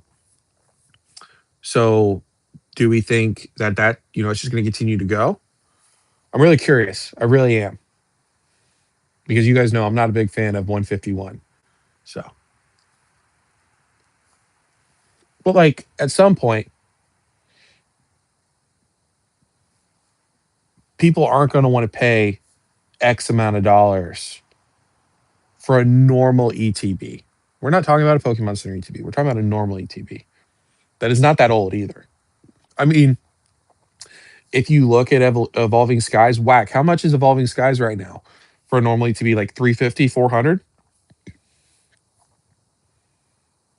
That is true as well. 151 and Paldean Fates, their normal ETBs as well as their Pokemon Center ETBs really never got reprints. Prismatic has gotten wave after wave after wave after wave. That's why, like I said, I can definitely and I'll be transparent with you guys. I'm never going to lie to you guys. Me and Brandon had like again a 2 hour conversation on the phone the other night. I can definitely see, and I'm sure I agree with him to a certain extent about Prismatic. Like when you think about it, yes, we have rip and shippers, yes, we have scalpers and all that stuff, but there's a ton of prismatic ETBs, booster bundles. I mean, hell, look at Mitch, got a Mitch Moss collection. You know, yes, he's gone a little crazy for like a year and a half, 2 years in the market or in the back in the hobby. No hate to him whatsoever, not hating on him, but there are people just like him. If when we have a bear market, people get scared. Who's not to say that Prismatic Evolutions won't be $250 in ETB and won't come back down to 140 or 100 or 80. You know what I'm saying? Because I don't think a lot of people opened up Prismatic. I mean, yes, a lot of people did open up Prismatic, especially with rip and shippers, but you can't take everything you see from rip and shippers. Like, just like they say with YouTube, YouTube is such, the people that talk about Pokemon are such a niche hobby, niche community. I think rip and shippers are the same way. Like, yeah, they're churning and burning, absolutely. But I guarantee you there's a lot more people holding on to product, especially Destined Rivals. in these bigger sets because they just think it's going to go up forever. And what happens when it doesn't go up forever? If it doesn't, if it doesn't, there's no guarantee that Pokemon will ever go back down. I guess.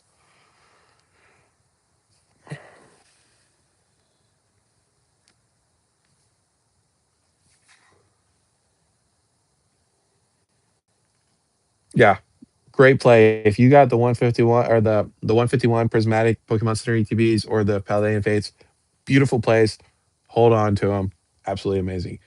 450 for the 151.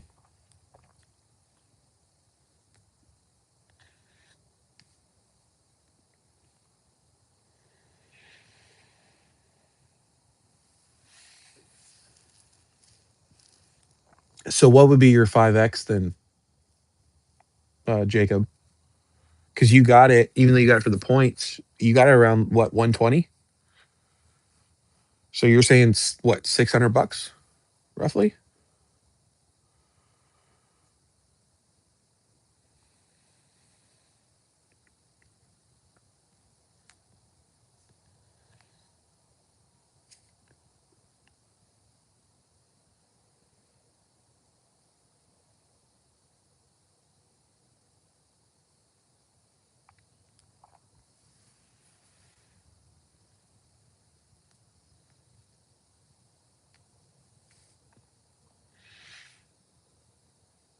Yeah.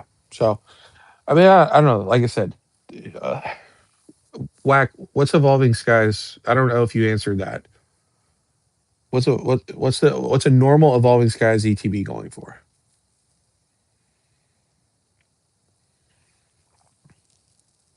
And the other thing is, evolving skies is 400 plus. So evolving skies is 5 years old, right? Or is it 6 years old? It's about to be 6 years old, right?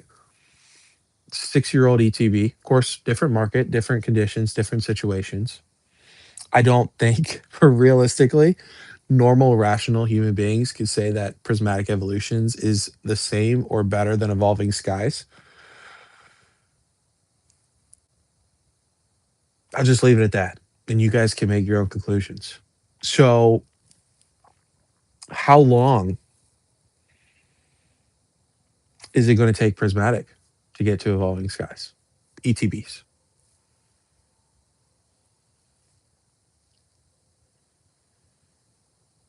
Oh, it's approaching 5 years? That's crazy. I feel like evolving sky. Of course, it feels like evolving skies was just the other day, but I could have sworn it was like 6 years old. That's time flies, man. Time flies. I mean, I'm the big dum dum. And I'm doing the same thing. I'm doing the same exact thing. That's why I tell you guys, do what you think is best. I'm doing the same thing with Destin Rivals. I could have gotten Evolving Skies at $200 a booster box. But back in the day, you could get a booster box from a local store, not even online, which was like 80 bucks, 90 bucks. I was getting Silver Tempest for 110. I was like, hey, man, you got any more Evolving Skies? No, I don't have any more Evolving Skies. It's $200 now. It's too expensive for me. I was like, damn, yeah, that is a little too expensive. Now look what I'm doing, right? Destined Rivals. Taking the same chance. But I just don't think Destined Rivals is that great. I don't get the nostalgia. Like a lot of people's argument with Destined Rivals is nostalgia. It's Team Rocket. I don't get Team Rocket. Like, yeah, there's a couple Team Rocket Pokemon in there that say Team Rocket, but I don't get that. You know, could be wrong. Could be wrong. But I'm going to take the gamble. Like I said, if it reaches 1200 by 2028, I'll sell it. Or not, I'll sell it. I'll buy one, light it on fire, do a live, and then terminate my channel. So if you guys don't like me, spread the word. Get Team Rocket Joey, DJ, Redbeard. He just sold his house, so he's not going to buy anything right now. Get all the investor bros to go all in on Destin Rivals. Let's get it to 1200 in the next couple months, and y'all don't have to worry about me no more. But I'll be watching in the shadows. Don't worry about that. I'll just change my name. You'll never know.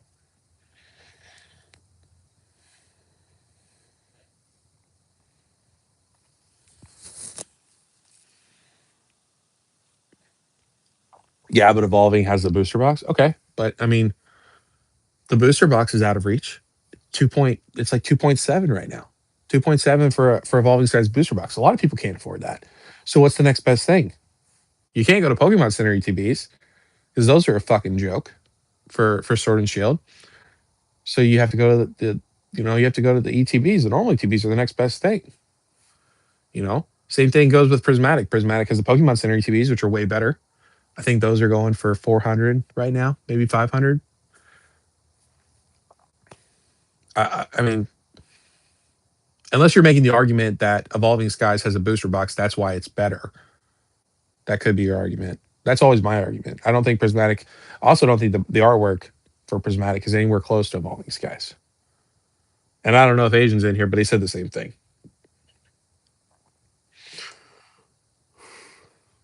Yeah, yeah, Blood. Just honestly, go look at Evolving Skies. Go look at the cards inside Evolving Skies. Look at the artwork.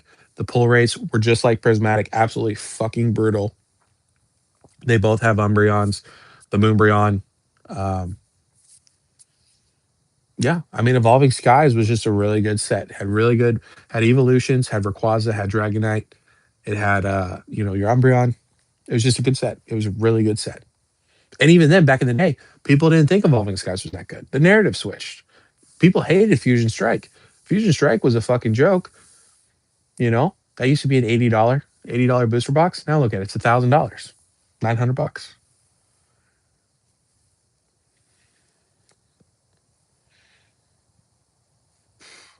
Yeah, that the Reefer Dragon.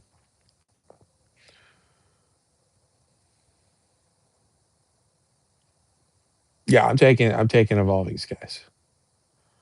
Umbreon the race sims. All right, guys. We know we know Jacob Pokelambo. He has joined the Prismatic Army. Prismatic to the moon, baby, all day, every day. What's good, Inkblot? How are you doing? Who's gonna change the name to not broke Pokemon? I'm broke, bro. I like singles. I just like singles. So. You guys will never see me. This is me. This is me in a nutshell. I will never change. It doesn't matter if I'm twice baked Jake with a $500,000 collection. It's just not my style. It's not. So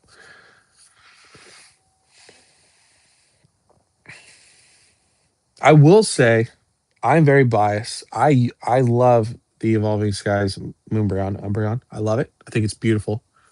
Um, I am very biased because I pulled this Umbreon from Prismatic Evolutions, sold it. Big doofus on my part. I'll pick one up in Japanese. It'd be fine. I'll pick one up in Japanese, but I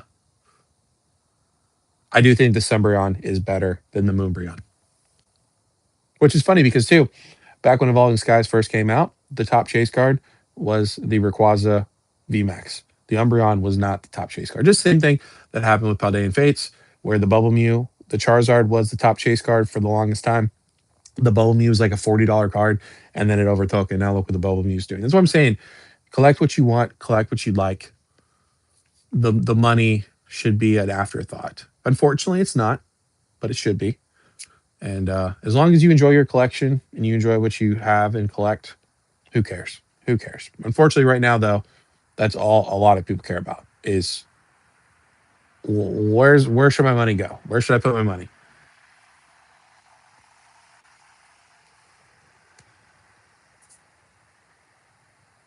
I agree, Wise. I agree. Ooh, the best looking ETV in Scarlet and Violet. That might be. I don't know. I think if you're in a room of just Pokemon collectors,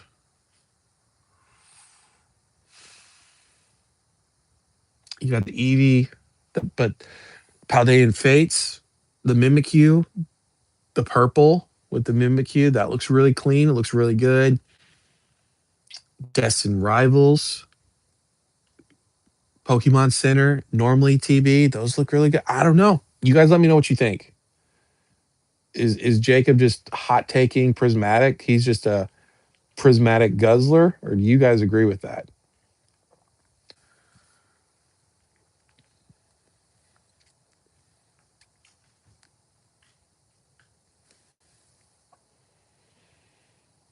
What do you mean Asian as far as the fusion argument? I assume you're talking about where people hated it. Could be used for prismatic as far as, I mean, it is a controversial set, right? But I mean, we're talking about a very, very hyped set. So unless you're talking about, do I think it could do fusion where it's the opposite, where it's hyped and then it crashes? I don't think that's what you're asking. So I just asked for a little bit more clarification on what you're talking about. But I'd be glad to answer that question. Yeah. You are going, dude, just honestly at this point, Jacob, all you need to do, buy yourself a couple cases of the ETBs, buy some of the couple cases of the SPCs, hold on to those, man, and you're set. You're set because there is when they talk about prismatic boomer babies, like we have prismatic gooners, man. Like there is nothing you can say about prismatic. They will fight you to the death. That prismatic is just everything under the sun. So I don't think you're wrong. I don't think you're wrong. I mean, your takes are wrong as far as that. But yeah, like prismatic, people are gonna love it from forever.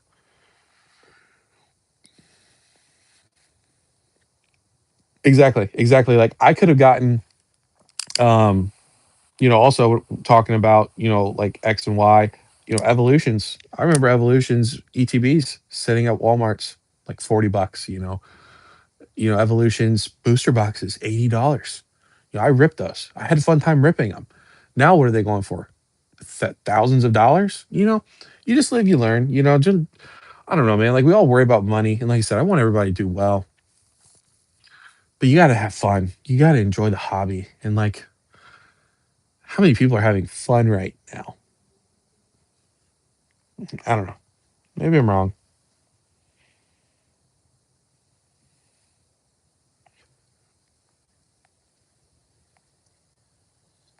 The gold cards for yourself? No, you're buying them because you think those cards are going to be $1,000 a piece. He is evil looking. You're right. The Neo Destiny one is Neo Destiny would be it'd be really cool if 30th anniversary got Neo Destiny. I think that'd be cool. I do. I do. Do you think people would like that though? Do you think if we got a 30th anniversary Neo Destiny, forget the IRs, forget like SIRs, let's just say we got, I mean, or maybe we got like an e-reader style IR. Do you think people would like that? Do you think they'd like the Neo Destiny cards or they'd be pissed?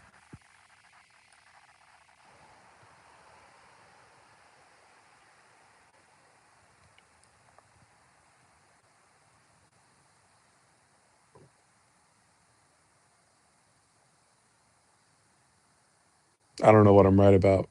Asian, I'm sorry. I'm behind. I'm trying to keep in contact with everybody. I apologize. All this in Heroes ETBs from SRP, you're gonna rip them whack? I'll tell you what, Split. I love the rainbow borders. I do. I maybe. I have two daughters. Take that in consideration. I would have never liked them beforehand. I think the rainbow borders are awesome. I wish they'd continue them. I think that'd be really cool. Or maybe every sort of generation we get like a different version of them. So like Mega, maybe we get. Uh, I don't know. What could you do with Mega? uh, Red or like switch it up. I really think I think that the different border colors are awesome. I'm a big fan of the rainbow borders. I know that's probably gay. That's all right. My wife's uncle's gay, so I can say it. And I'm not a big fan of the crowns either.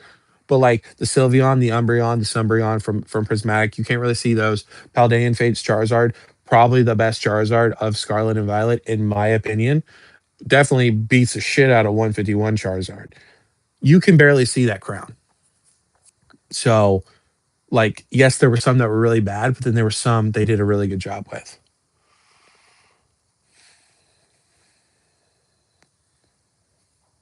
Oh yeah, dude, I can't wait. I still don't have any booster boxes for Perfect Order. I'm not worried about it though. I mean, the set last I looked was like 190 bucks. Honestly, I expect it to go down. Look what happened with Ascended Heroes.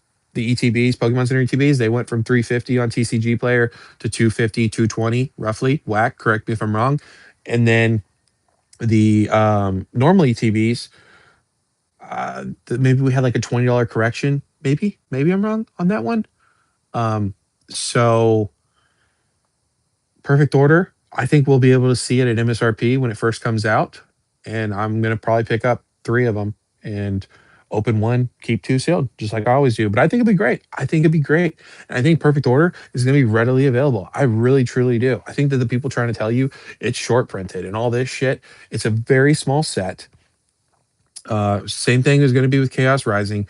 They're very small sets. I think that Pokemon knows that later on down the line, they can go within the next 2, 3 years and reprint those sets fairly easy. Booster bundles, ETBs, booster boxes, all that stuff. They're just small sets. And I hope, honestly, the rest of the mega block is all small sets. I think it will be. Besides the 30th anniversary, I think 30th anniversary is still going to be pretty small as well. I mean, look at the 25th, look at Generations. They're all small sets. So,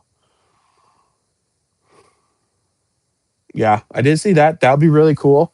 Is it Switch 1 and 2? Or I guess the OG Switch, or is it just Switch 2?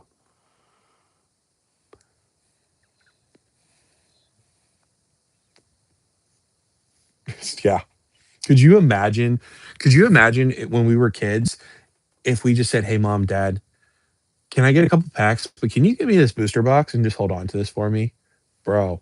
Uh, if I had a time machine, which if everybody had a time machine, they'd do something different. But 110%, I would just be like, "Mom, dad," because again, I know I talked about my childhood a little bit. My childhood was rough for different reasons, addiction reasons and stuff like that. Um, but my parents, they were wealthy. We were good off. So to them, like 80 dollars, back in the day, that was nothing.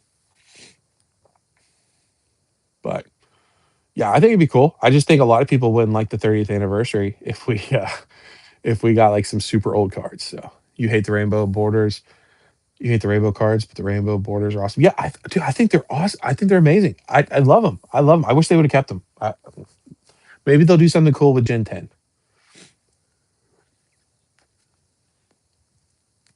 Yeah, I agree.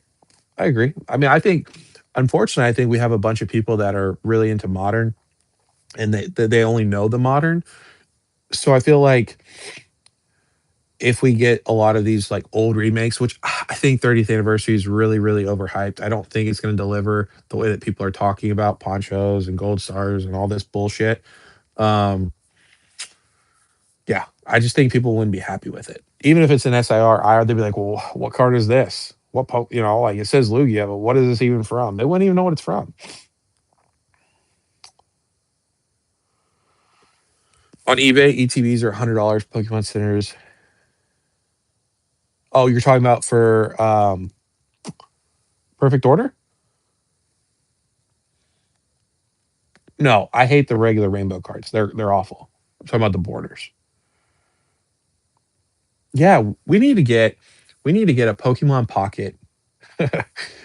Sure, might as well right now while we're in this bull run. Let's get a Pokemon Pocket set, booster box, not even specialty set, booster box of all these Pokemon Pocket cards that they've come out with over the years.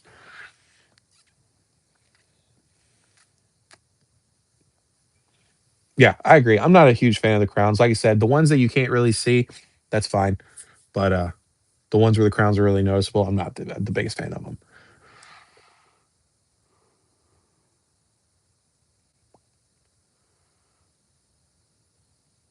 Yeah, I mean, I think it'd be cool. I think it'd be really cool if Pokemon does a bunch of remakes. And I think they might later on down the line.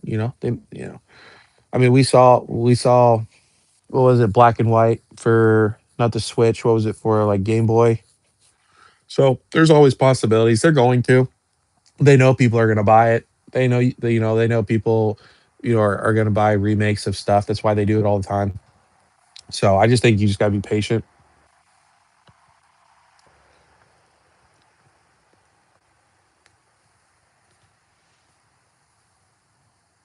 Physical copies would be insane. People won't be happy no matter what. I don't. That's why. Yeah. I mean, I agree. I mean, I agree. People always they over speculate. We always over speculate. We expect we say, oh, Pokemon's going to do this, just like with Destin Rivals. People were saying how crazy Destin Rivals was going to be when we heard about Team Rocket. Then we got the reveals. People were like, it sucks. And then now people love Destin Rivals. So I agree. Like, not everyone's going to be happy. I think the 30th anniversary, again, could be completely wrong.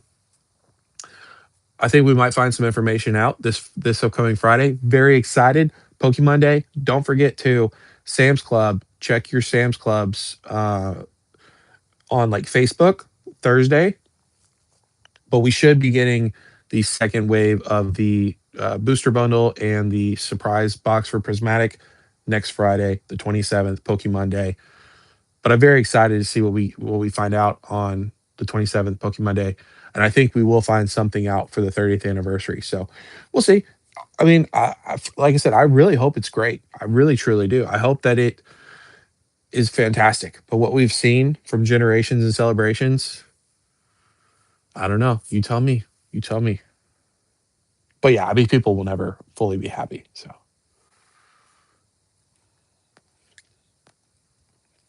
don't worry, Adro. We've all been there. We've all, like I said, I went to Yu-Gi-Oh for a while. I still collected Pokemon.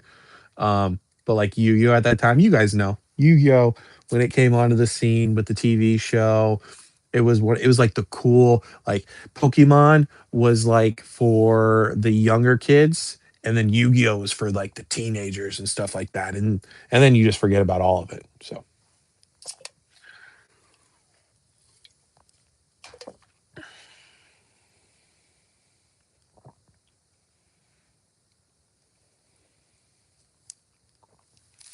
I did see though that in Japan, Brandon and Split, that they are doing something for red, red and green. They're actually doing it. It looks like a suitcase where, I don't know. Look it up on X. I'll try to put it in the Discord or something, or maybe Whack can try to put it somewhere for you guys to be able to see. But it's like a suitcase, kind of like they did for Gloria Team Rocket. It's got like the three little balls with I believe it's, I can't remember who's in it, but yeah, they're doing so. Yeah, the glowing balls. Yeah, you've seen it. Yeah, they're doing something like that for Japan. They're not doing it for English though, and it looks like it comes with like something physical though. It looks like the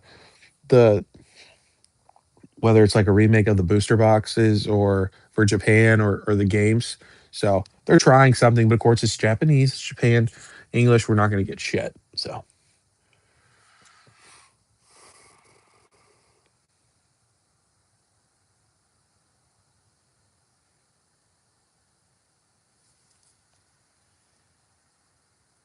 oh, okay, gotcha.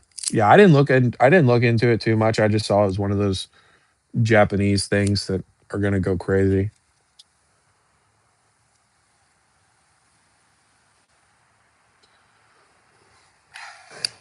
Yeah, Blood. I'll be honest, man. Like I said, I very strongly think Ascended Heroes is a good set. I'm not a big fan of a lot of the art in Ascended Heroes. I would hold on to those Ascended Heroes, Pokemon Center ETBs, and of course, if you want to sell one because there's something else you want, a booster box or a card, I think we're gonna get one, two more drops on the Pokemon Center. So right now would be the best time to sell it, short term, not long term, short term. And that's what Henry did. Henry's Poke Corner. He sold his for, I think he said like $400.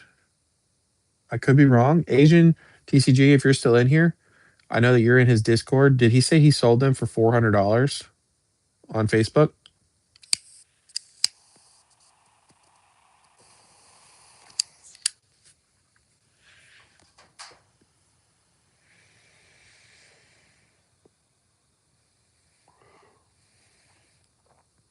Hey, yeah, split. Ask Shug.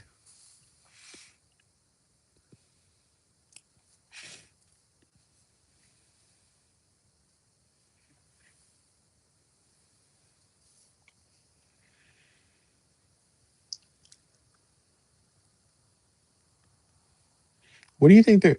I know you keep mentioning that, Brandon. What do you think they're going to do for the Zelda? You think they're gonna do like some sort of a remake?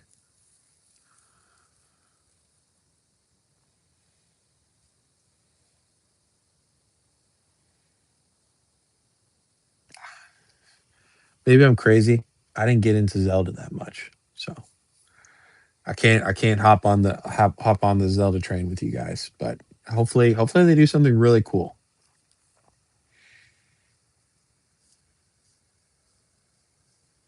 I was more of like a Mario Kart, Mario World guy myself. Super Smash Bros. And then I went straight into Call of Duty, and that was my bread and butter for a very long time. I actually almost went pro in Call of Duty, but had a kid. So you win some, you lose some.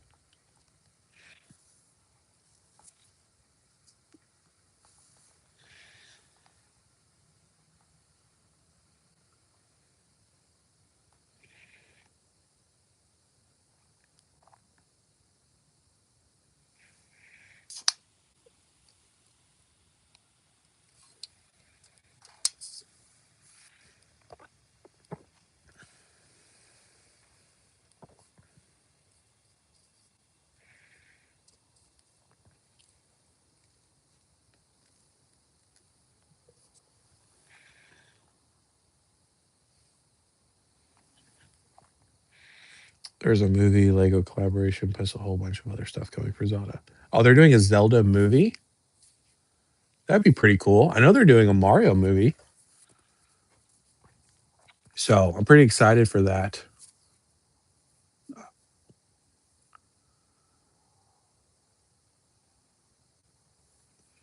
Call of Duty and Star Wars, you speak out? Hell yeah.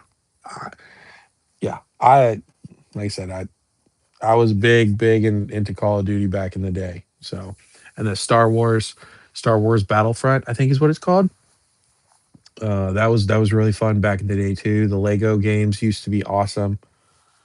I do miss playing video games, but I don't have any time between you guys and my family. You know, my wife and my kids. I don't have any time. Black Ops 2 Zombies, best zombies of all time. Best zombies. We used to, me and a buddy, we used to play, land on, I can't remember what the map was. It was the one with the robots, where the robots would step on you and you would go up there to get, I think they were the jewels to build the staffs. But the snow map where you ride around on the tank, best, absolutely best. Or the other zombies where there's the drunk giant that would slam into stuff. I think it was like Dig or something like that. Absolutely amazing zombies. Call of Duty has really dropped the ball lately.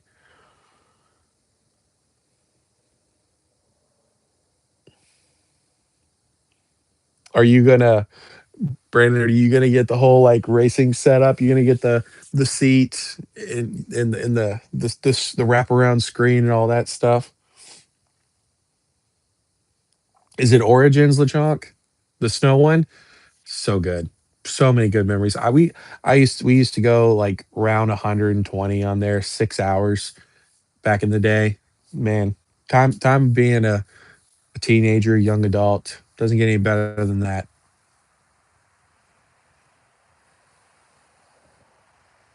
Yep, they all shit the bed.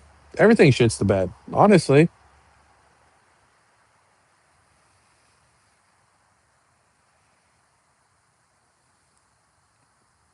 Origins buried. Yeah.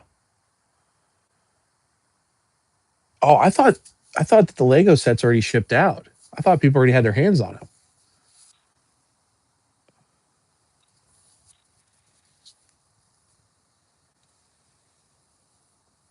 I I don't know, Split. To be honest with you, I know you're not asking me. You're asking Brandon.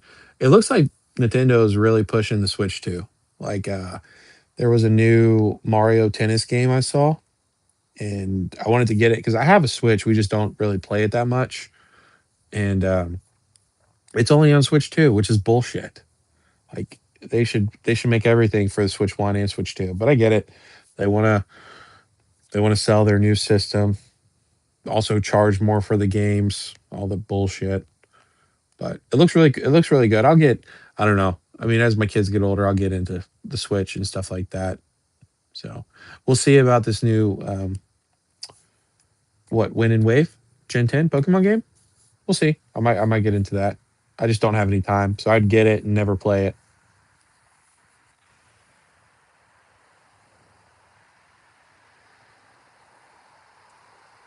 Oh, ambassadors, they release on Pokemon Day. Oh, okay, that's crazy because I know what they came out. What was it, early last month, right? So probably uh the second wave, not second wave, whatever, second block of Lego. They're probably about to release those for pre-order, huh? Which some of those sound really cool. I'm just not paying $500 for a Lego set that I'm never going to build or whatever the what was it, like $1,000, $700, $800 for that Charizard Blastoise Venusaur Lego. Crazy,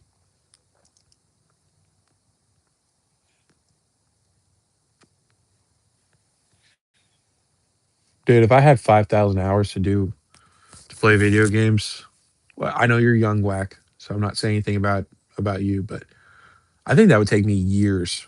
Like I'd probably be 45 years old to do that.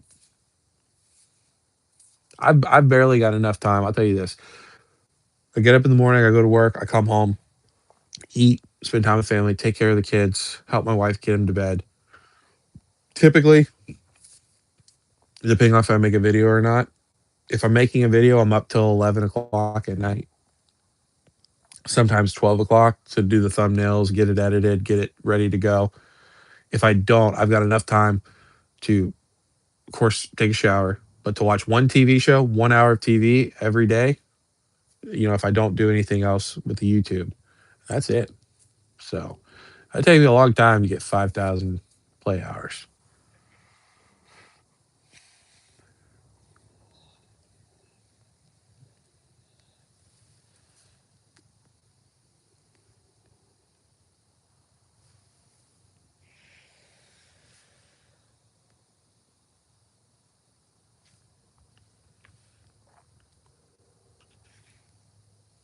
The gift is selling for 300 on eBay.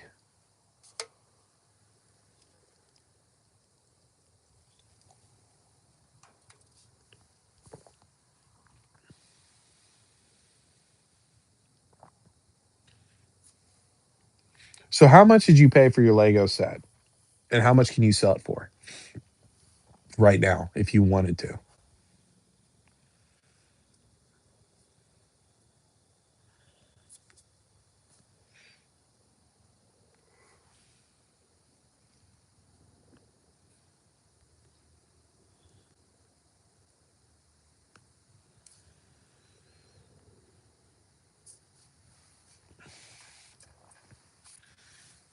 Almost half your money back for the game, or not for the game, for the gift. I was talking about if you sell the set. It's like you got the. No, I know you're not. I'm just saying, what are they going for?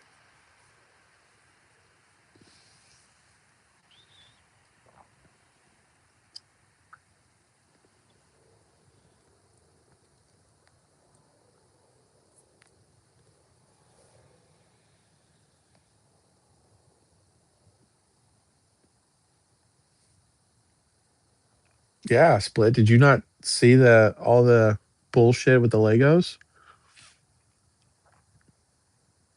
It was expensive. The Pikachu, no, it wasn't the Pikachu. The Eevee was what, 70, $100. Then the Pikachu was 250, 300, and they don't look that great. Honestly, none of them look that great in my opinion. But it's all in the eyes of the beholder. They're paying 1,000. Okay, so they're not there's no like premium on the Lego as of right now, is what you're saying. Yeah, but how much is that Poke Pinball machine though? I saw that. I didn't even take a look at it. I didn't even look at it.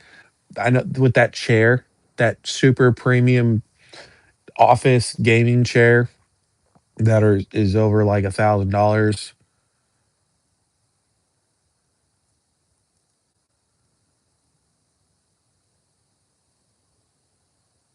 Yeah, I know that they did have a gift with the Pokemon's as a small Pokemon center, but I think you had to get that one through Lego. And then the badges was, uh, I think, through Pokemon.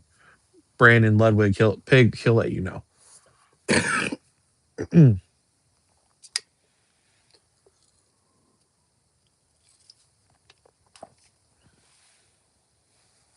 You said the pinball machine's $350? That can't be right.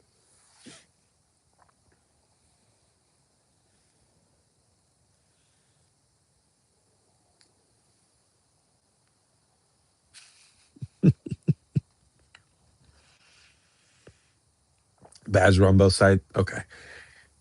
Yeah. I don't know. Lego's very interesting. Like I said, I don't have the funds available to jump into a bunch of hobbies. Like I know One Piece sounds awesome right now, especially if you can get it, for pre-order or anything like that, at a normal price. But Pokemon's the only thing I really care for, the only thing I enjoy. So I don't know jack shit about One Piece. Lorcana Inc. I don't know if you're still in here. If any of you guys like Lorcana, go check out Ink Blot. If he pops up, just click on him, go check him out. He actually just came out with a video talking about Fabled. So yeah, Ink Blot Cardboard. Go check him out. He he talks Pokemon. Apparently his uncle apparently works for Pokemon. Which, by the way, Ink, what's going on with these booster boxes? Because it's almost the end of February. So where's my Phantasmal Flames booster box?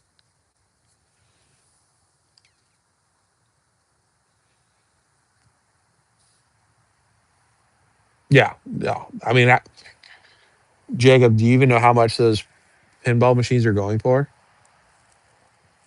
They're probably what, couple thousand, I would imagine. 6K. Ugh, this is fucking crazy. Because I mean, I would understand. Like, imagine they made a pinball machine for even if it's like a miniature pinball machine. They made it for like $1,000. I think that'd be cool. Have it down in your basement or your man cave or something like that. Brandon, you would definitely probably have one of those in your room. It would fit perfectly in your room. But 6K, no way. No way. Seats get hot. Have you heard anything, Ink? I won't say anything. I'm not gonna make a video. I'm just curious.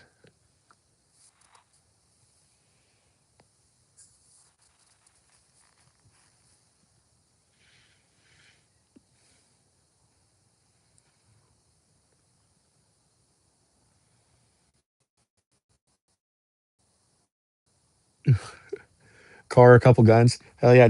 So I know you said you have weapons, like you're a weapon collector. You said Texas, right? So I mean, do you have can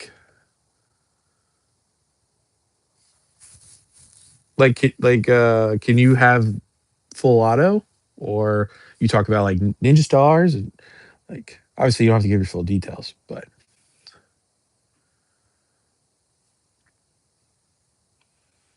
I'm sure, like I live in Kentucky. I'll say that. I live in Kentucky, and I got people. They got 50 cals. I mean, guns galore. So yeah, 6K is absolutely wild. I wonder who's gonna buy that. Nah, you just make up shit as you go. So is the uncle? Have we been bamboozled? Because I know Jay. Jay is like, he was oohing and awing over you for a while about your uncle.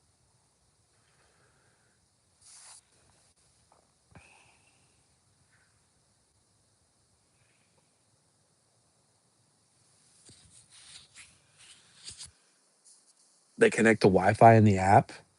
The pinball machine to tell you what your score is or something. I don't know. They make some goofy shit. Like I don't understand. Like what is Pokemon spent all that money on that commercial. The commercial was nothing for the Super Bowl. They're doing gaming chairs. And I know Pokemon's much more than the TCG. I know that's what we focus on, what we care about the most. But like what are they doing? Like a pinball machine?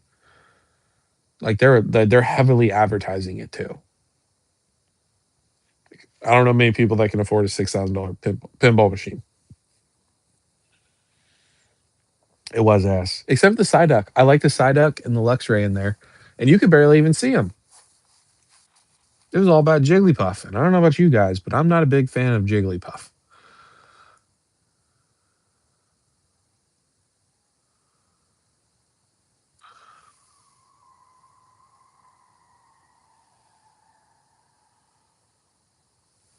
General Joe. Ah, ink. Damn. So you put yourself out there as the imaginary uncle. Why would you do that, man?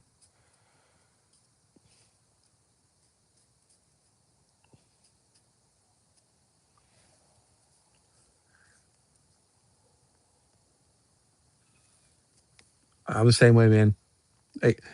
I mean, I don't not to the same extent, but I don't have anything to gain from giving you guys telling you guys not to buy Destin Rivals $600 box or anything like that. Even if I did have it, like let's say hypothetically, or I had a bunch of prismatic evolutions, it wouldn't change my opinion at all. Like I have nothing. Everything I say is just how I feel. So, but you were damn close with the whole Anon situation. Because even Anon was saying the same thing that you were saying. I was like, damn, Inkblot's actually got an uncle. He's like, for real, for real. He knows what's going on. Because Anon was saying, unless you are Anon, you might be Anon, which would be crazy. I don't think you are. But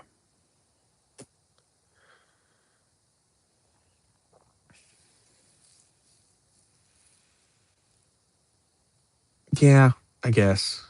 Pokemon made their own gaming chairs. They went with the company so that way they don't have to worry about logos. They just, again, Pokemon spends some stupid money on stuff. So you catch Pokemon. Oh, that's the dumbest thing. That's so stupid. So you're playing pinball, catching Pokemon, and then it goes into an app. So it's essentially a Pokemon Go, but it costs you $6,000 to play. That makes sense.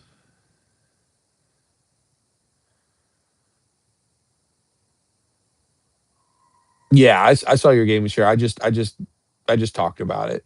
So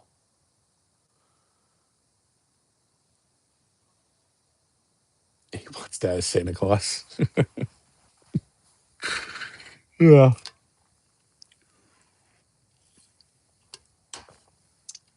Yeah. $6,000 Pokemon Go pinball fun toy.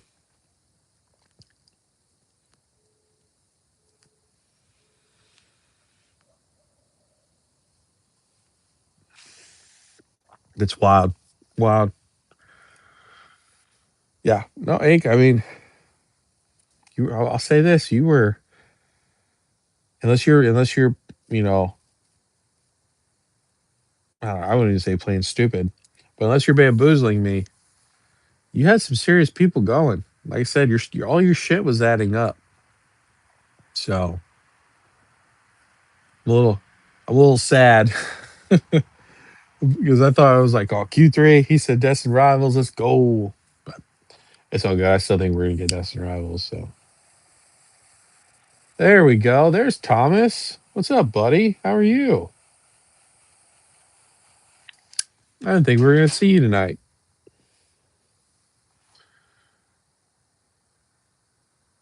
13,000 for a limited edition. We were just talking about it. It's the normal.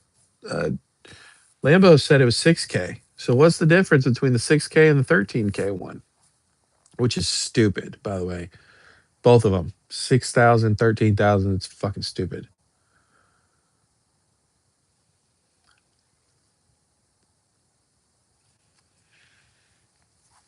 Oh, Thomas, you don't have to stay out of the way, my friend. You're in here. Just say what's up.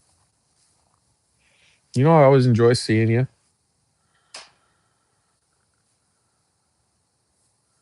I guess to get over here. What do you mean, Ludwig? Where you going?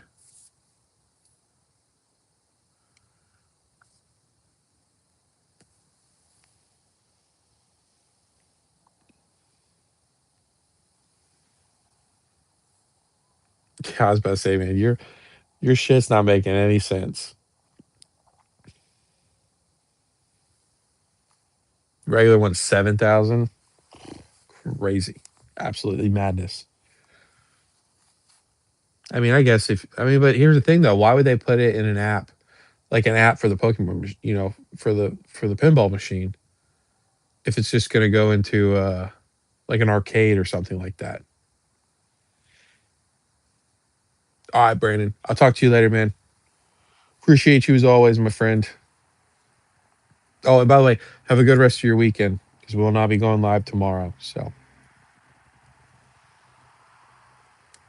Ink, you got here too. So, Thomas, we were actually talking earlier. I don't know if you were even in here or not.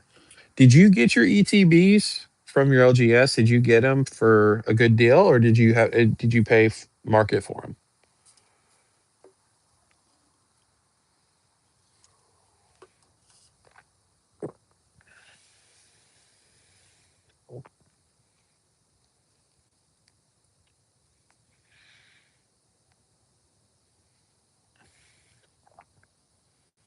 You paid 150 like for two of them, so 75 a piece. Which I mean, obviously, you're gonna hold on to that shit forever, so it doesn't really matter. I was just curious because I know Lambo. He said he paid what was it, Lambo 78, 75, something like that, with some trade.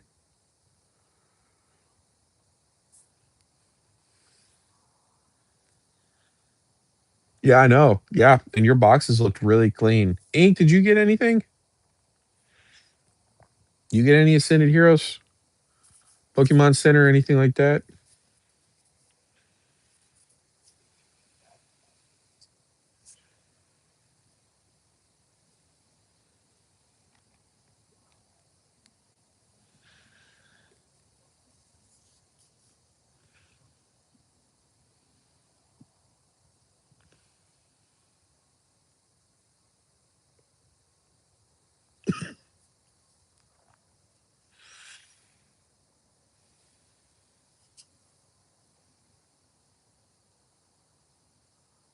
One ETB was all that they offered. That's crazy. Because I know Jay. I don't know Ink if you're in Jay's Discord, but he said that I think he lives in New York, but he said his LGS had 1,000 ETBs, and then in a couple weeks they said they were getting 1,000 more. So it's wild.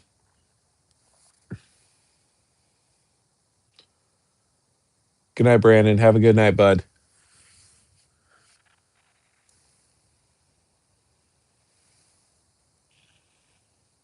Yeah. So I have a turkey. She's not out right now, but I have a white turkey, a meat turkey, and we were doing a live one night, and she was walking around behind me, and I'll throw in the videos every now and then. So um, people like her. So we some people say turkey gang, but that's turkey lore. I'll try to throw her in a video every now and then, every once a week or something like that. I do. I have a turkey. Yeah, yeah. I don't know if Whack is in here, but he could probably tell you a video, or I'll put a video in the comments, or not in the comments, but in the description of this live. You can check it out. But yeah, she's been in the video a couple times. I think I put her and my chickens. I put them in a video not too long ago.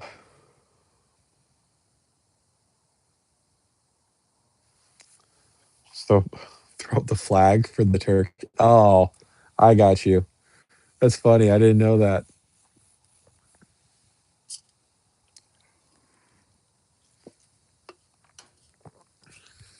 But yeah, I've got a turkey, and then I've got a tortoise. So caught a tortoise. So nothing too crazy.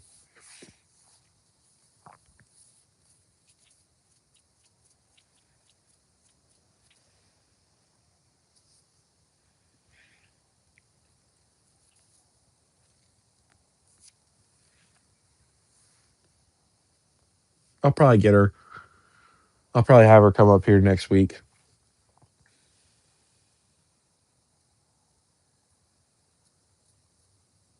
I don't think there's any turkey Pokemon. The closest one that I no, because that's a vulture. I mean, that would be the closest one I would consider.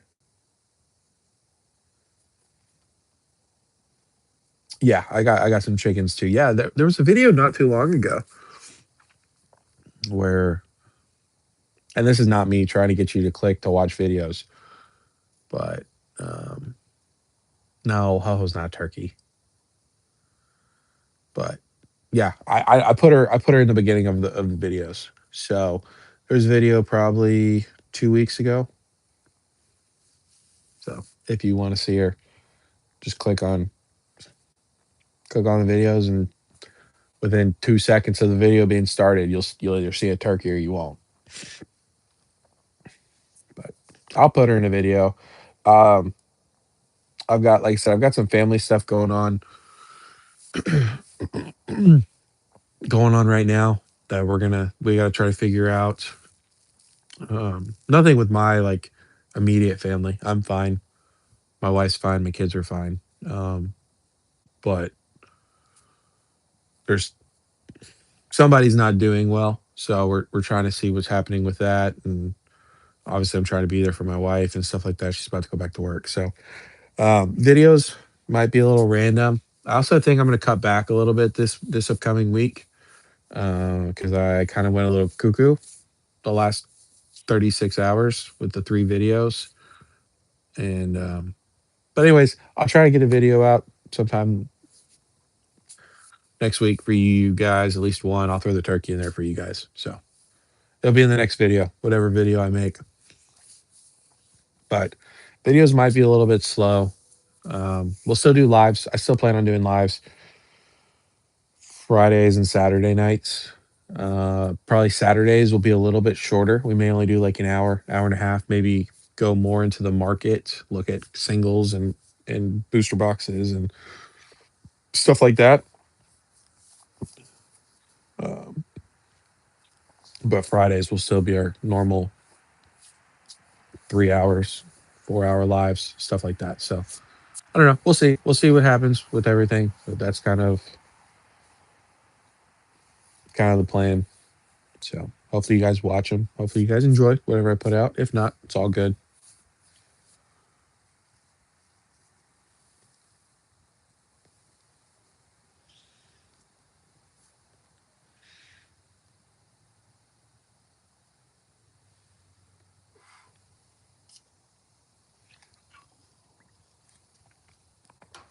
I know, blood.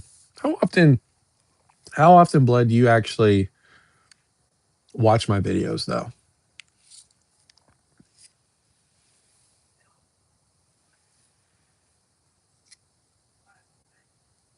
Yeah, split. I I have no idea how people do daily videos. I'll be honest, I just feel like when you do daily videos, your content is not the best because 99.9% of the time you're just blabbing about anything humanly possible. So, like honestly, I think with TRJ, I think I think he's probably burnt out because he's been doing videos for like a year straight, year and a half straight, and he's like, hell, if I do, you know, 6 videos a week and I make one video saying to buy this, and then I turn around the next day and say, don't buy this because it's overpriced. Like, I think it's extremely hard to do. And again, life is very hard. Kudos to the people that can do it. I know Henry, he'll do 2 videos a day and a live, like, but he's also apparently he's got like ADHD. So he can just talk about anything and everything for hours and hours and hours. I can't do that. I'm too, even though it's hard to believe, I'm too critical. So when I record, if I fuck up, instead of just stopping and starting again, I'll restart the whole thing. Um, yeah, it takes me forever to come out with a video, make a video. I also don't write anything down. It's probably my videos aren't that great. I just kind of speak on at that moment. I don't rehearse anything or you know try to make like a story, which I just try to be authentic. And then of course thumbnails. So I just can't do it. Like I said, I realize I can't talk every single video about things are going to go down in price and just to wait and be patient. And so just trying to figure out what I want to do. I know that regardless, I still want to be on YouTube. And as long as people show up, do lives. So worst comes to worst, I'll just stop making videos. And if you want to see me, you come to my live, or those are the 2 videos you get for the week. Unless there's something, important, like a new set that comes out for Japanese. I'll do like I said, I want to start doing a Japanese booster box opening for all the new sets that come out, or, Pokemon Buys XL, or, anything like that. So you don't even edit. That's crazy. Because like I said, I haven't seen a ton of your videos. Um, but like I've seen some, especially like I said, the whole where you're talking about Pokemon's printing facility, how it's not going to make a difference. Paper is very hard to find right now. Um, Also, like how you can, people can mess with their cards to make their cards grade better. It seemed like you edited that one, so which is crazy too, because like I saw, that you're kind of, I wouldn't say you're kind of like Shug, but you kind of are like Shug, where it seems like you'll post for a while. And I think you made a video not too long ago that said you're going to try this YouTube thing again. And but you're like a 3K subscribers, so that's awesome. I got over 4,000 watch hours, and I keep losing people. So I'm clearly doing something wrong, but it's all good. Like I said, I'm not in it for any sort of money. Um, I just want to bring some sort of value to people. So trying to figure it out, trying to trying to figure out how to do it best. So, and if people stop showing up, then I'll just call it a day and start trolling people. I'll show up in your comments and show you some support until you say something, and I'll start trolling you. You know, have fun with it. But I'll be in Pokemon forever. I mean, like I said, I started my channel because I wanted to find a community of people, and sometimes, and I think we're all guilty of it. When products hard to find, you know, sometimes we step away, and I didn't want to step away anymore. And I think that YouTube, making YouTube content and having a YouTube community of people, it keeps you consistent and it keeps everybody consistent. And I think, you know, in this bear market, you're going to see a bunch of people leave and a bunch of people like get comfortable. And I kind of want to be there to remind people like, hey, don't go crazy, but it's still a good time to buy. Make sure you're buying because the next bear or next bull market, you'll be able to really catapult yourself. I think that's important. I do think that's important. So yeah, which most of my videos. No, you're good. Like I said, but it's nothing. It's I just it's really interesting to see how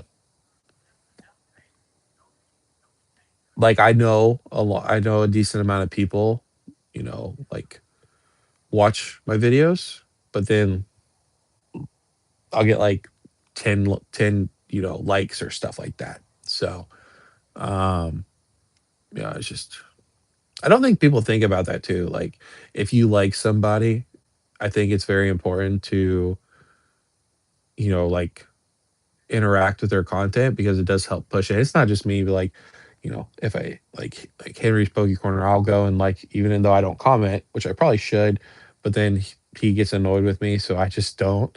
But like I'll like all his videos and stuff like that, like when I watch them. So I think it's important. But to each his own. So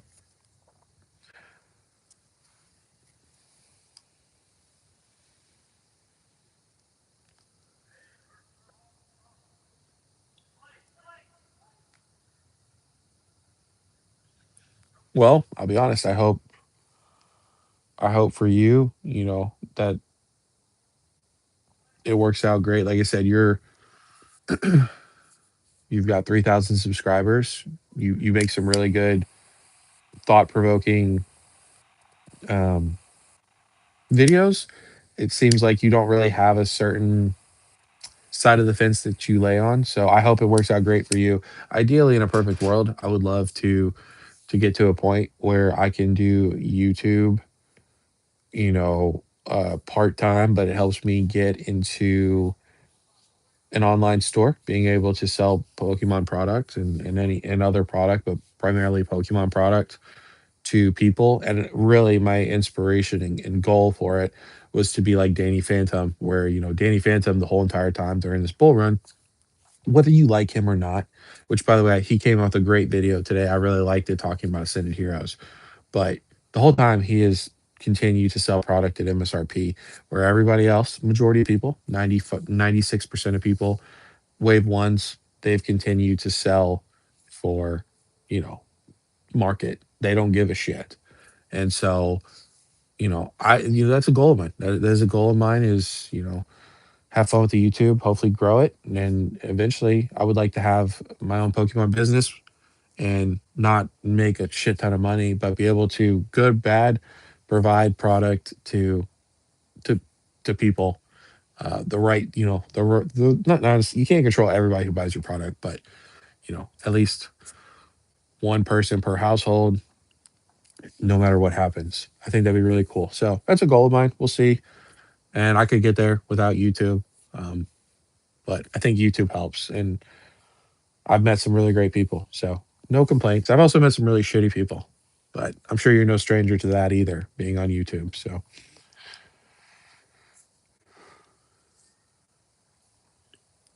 no, you're good, Thomas. You're good. Like I said, and it's fine. You guys don't have to. Like I'm not saying, don't get it twisted. I'm not complaining in any way, shape, or form.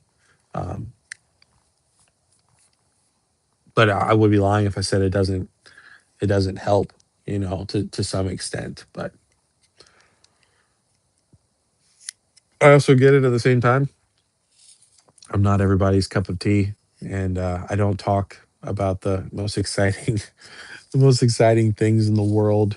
You know, um, right now people love to hear and goon about their money going up, and so me not talking about investing and this is a great buy and it's going to go up. It's just not a popular thing. So, and you see it. I know people. I know what people show up to my lives and show up in the comments and what people don't, and that's fine. Like I said, I keep tabs. I keep tabs of everybody. So we'll see. I've been thinking about some things for March to do. So we'll see.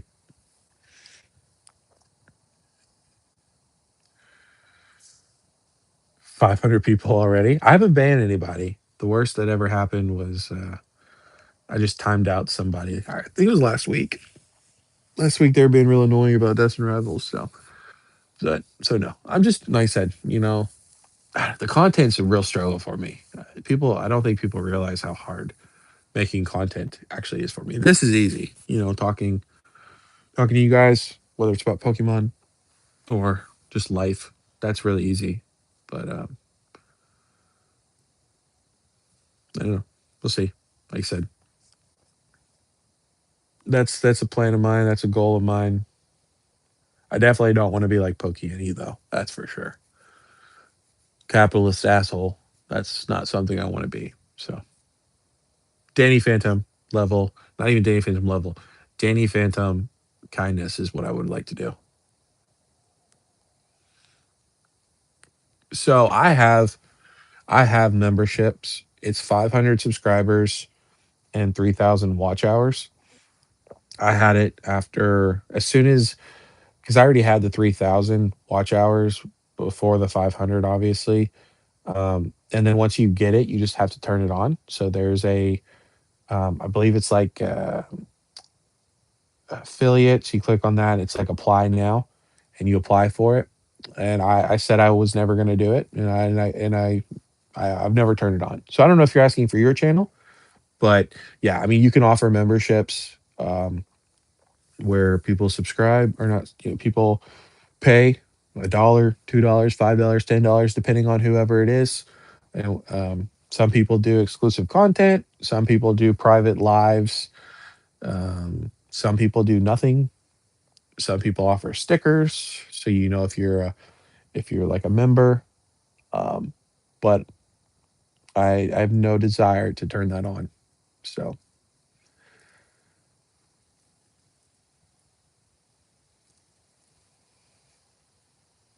but a lot of people do it, and also you can do like super chats, stuff like that, where people can donate during a live or even in your comments section. They can donate like $2, $5, $10, $100. I'm sure if you watch Mitch at all during his lives, he'll get donations of like $2 and stuff like that, or $10 because of his lives. So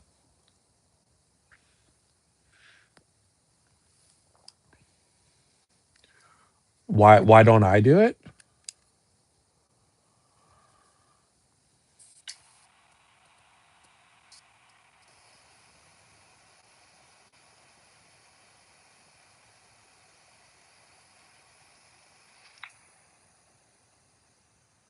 Let's pick it. I don't. I just. It's just not something that I I want to get because, like I said, I'm not in this for the money. Like obviously, to get to that goal, you know, doing YouTube for money would make sense because it could help be able to put money behind and stuff like that. I I like I said, I wanted a computer. I got a computer. It's not the best computer in the world, but it's a computer. Um, I wanted a camera. I got a webcam, and then I got a mic. So I'm good. The only thing I want you guys to just do what you're supposed to do. You guys are supposed to watch, like, comment, subscribe. People are supposed to subscribe, and then I get paid from that, or hopefully one day get paid from the ad revenue. I don't want people sending me, here's a couple bucks and stuff like that. I don't know why. I don't want people to go out of their pockets for it. I feel like I'd rather just you guys do something that's free, that doesn't hurt you in any way, shape, or form, and I get paid for something that is free, you know. So that's why I never turned on the memberships or have any desire to. Yeah. I mean, I guess like I said, but I could, but again, it would only, it, it just kind of feels a little scummy to me personally to do that. Um, I would just use it for giveaways, but it wouldn't be a lot. So, like I said, I mean, hopefully one day we just get to 1,000 and I can just do giveaways. I mean, that's really the goal. Um, and of course, I'll do giveaways when I can. But long term, I mean, that would be it. Just get paid from YouTube, and instead of using it for my own personal collection, just use it to give back to you guys for supporting me, and it's free for everybody, right? So that's all I that's all I can really say to that. So, but I don't have any problems with people doing it. But also, I'm not going to provide. I'm not going to provide like I'm not going to make exclusive content just to make exclusive content. Um, yeah, yeah. So I mean, again, like if I did memberships, you guys would be paying for nothing, essentially.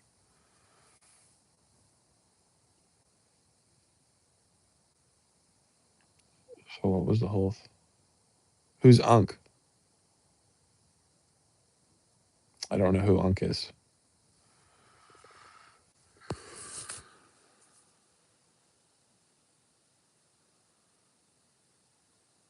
Yeah. So actually, I not all of my thumbnails, but a majority of my thumbnails and all my titles, they're all AI. So like the last video, the last thumbnail, that was AI. There's a couple of the more recent ones that aren't AI, like the $40,000 collection, that was an AI. Um, but all the titles are AI, the descriptions are AI, hashtags are AI.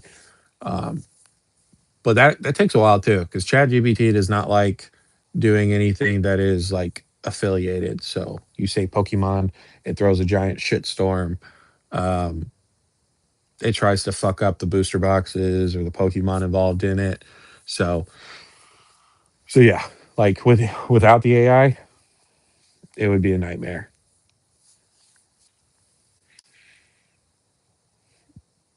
I just have a this is on my phone, my just an iPhone, and then the computer is just one of those mini PCs. So it's like a $400 mini PC. It's pretty good. I mean, it's pretty good. I have a webcam attached to it, 4K webcam. It runs with the OBS. Um, I do all the editing I want on there and all that stuff. So that's all I need. I don't need anything crazy. I don't need a and it plays CS:GO. I can play CS:GO on it. So AI is going to kill us. It is. That's fine. Like we're all gonna die one way, right?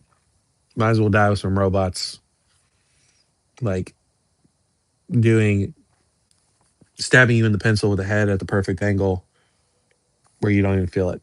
So I'm okay with it.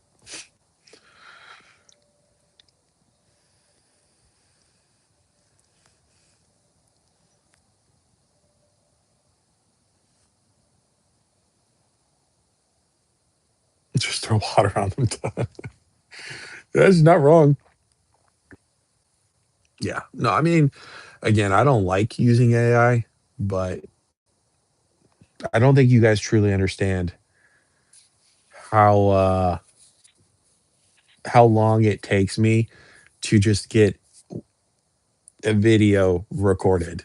Like some videos I probably start and delete 20 times before I get some version, and then I got to edit it, and even just chopping it up takes a while, trying to cut out your breath, trying to cut out, where you paused or fucked up or something like that. That takes a while.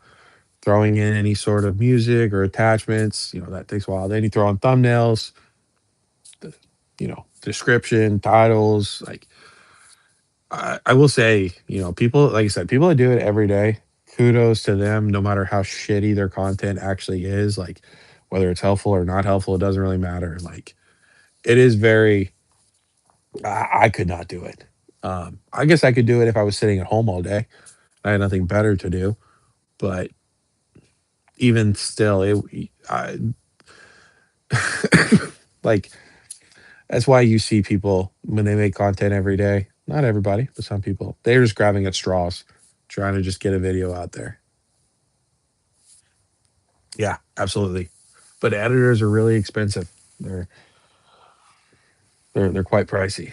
So, yeah, yeah. I normally don't like my videos. You see, those are normally like those 3 videos that I did, the two videos, and then in one day, and then the next day. That was all in a, I don't know, 16-hour period.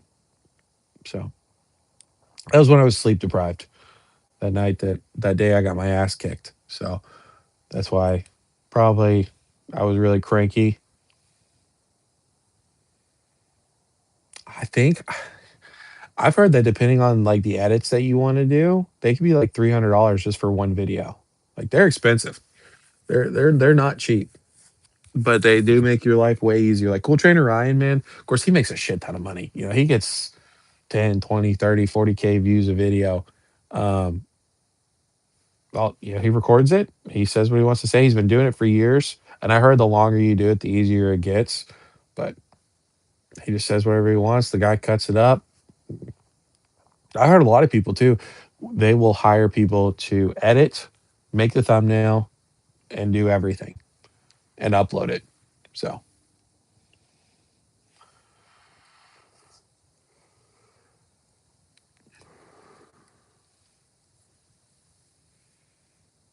no, you don't want to. I was watching my wife last night.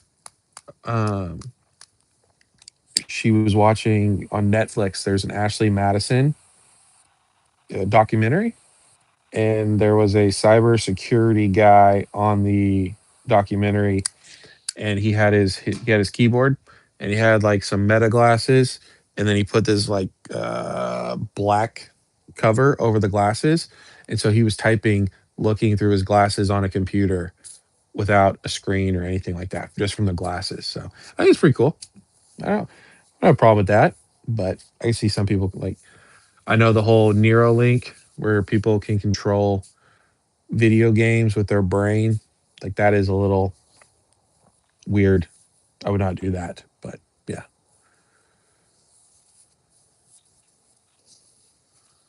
no. And you don't have to. Like I said, I think honestly, my earlier videos were probably were probably better. I think people honestly they like they say they do. They like raw content to a certain extent. So, like Pokeblab, he comes, he says that he just, records one take, no editing. It is what it is. Um, I'll tell you what, I was talking to my wife about this the other day. I think the biggest regret with my YouTube channel is that I started with my face. Like I never hid behind any sort of, where it was just looking at a screen. I didn't think, I personally don't like looking at just screens and hearing people talk over the screen. But obviously I made several mistakes, but I think that that was probably one of them because I am like very socially awkward and stuff like that. So there's several mistakes, but it probably would be a lot easier to do like a vapor self style content where you're literally screen recording while you're talking, and then you just cut it up, upload it, call it a day. So, I mean, people love your stuff, Inkblot. So continue to do you, Arcana, Pokemon, all that stuff. Inept is a big gooner over you. So you're doing something right. Yeah, no, those microchips and people they're a little weird for sure.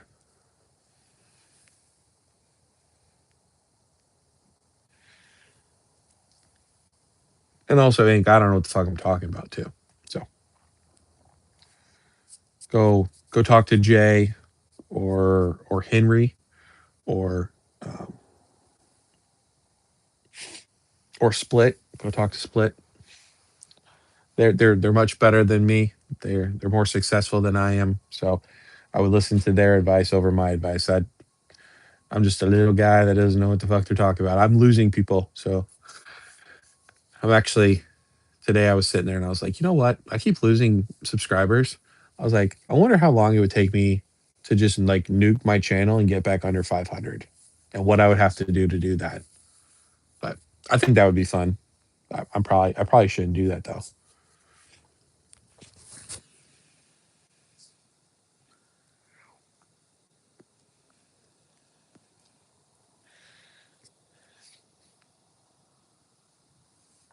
Yeah.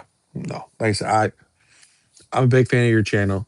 So I haven't watched your most recent video, but no to the self sabotage. You guys don't like that? I think you guys just want me to get to 1,000 so I can do giveaways. So I don't know. It's just the bipolar. Like I know, I know I shouldn't do it, but it just sounds fun because no matter what I do, and I don't know if Split has ever experienced this, but it just seems like no matter what you do, no matter what you say, you're pissing somebody off. People are leaving, so it's just like I don't know. But don't worry, I won't do it. Like I said,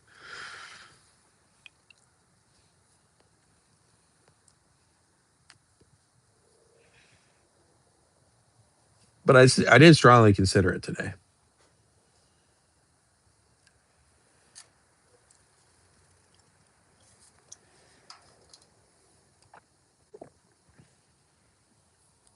Am I involved in drama? What do you mean? Like I've made drama content, I guess. Not really intentionally.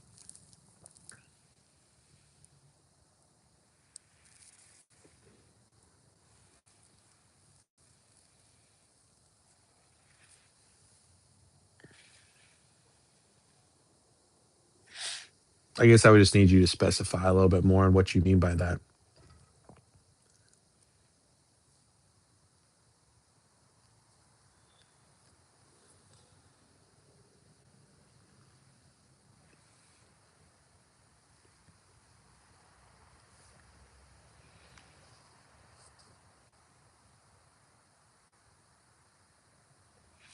So, so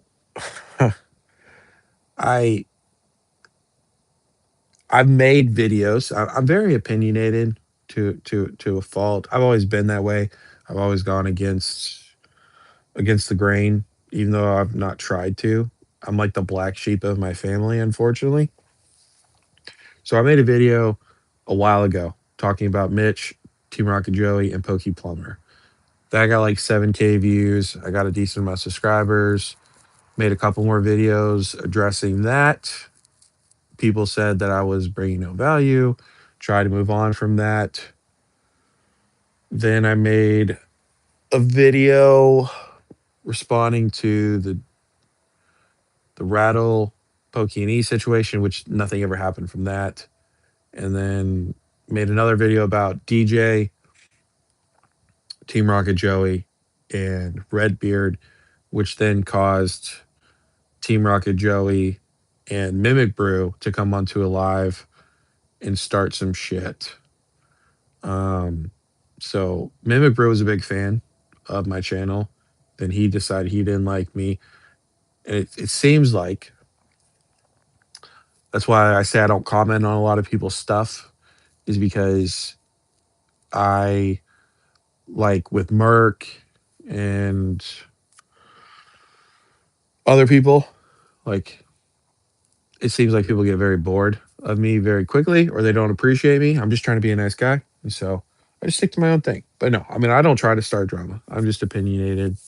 Used to be, not really anymore.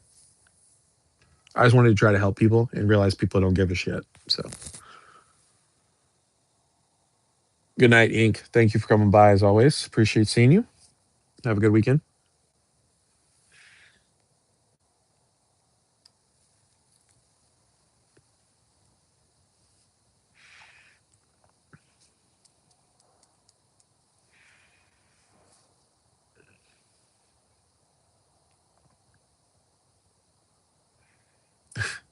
Well, it's not.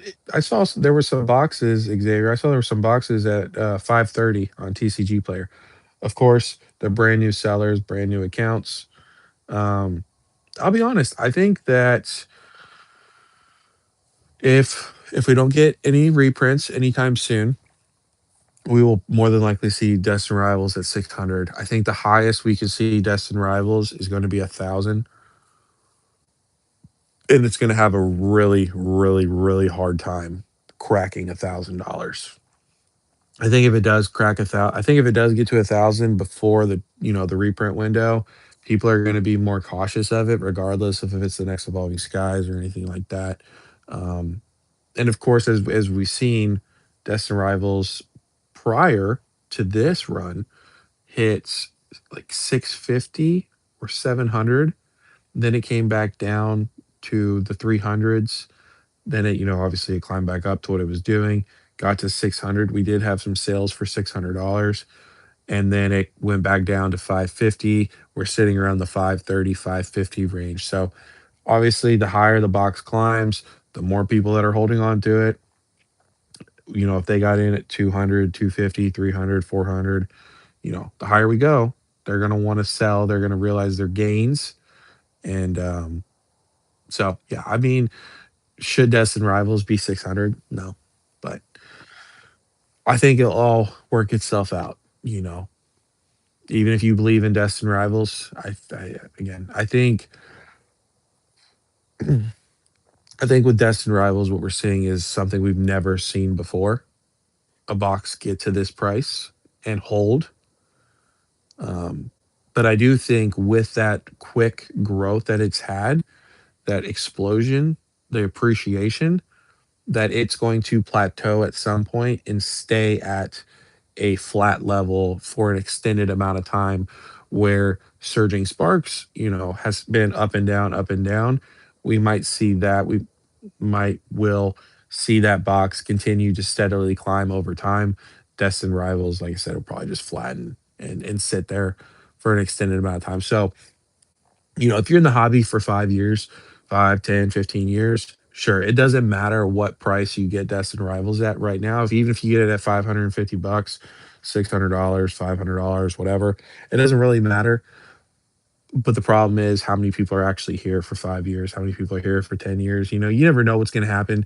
Just like, just like Split said, you know, one day everything's fine. Next thing you know, you're a laborer, you fall off a building, you mess up your back, you're not employed anymore, you're getting social security, you're getting unemployment, you might have to sell your collection. There's a lot of things people don't take into consideration.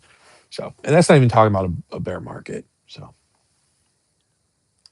there's just a lot of things I don't think people are thinking about. So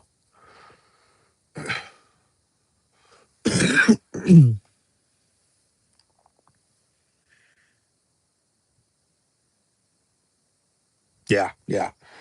No, like I don't regret anything that I did.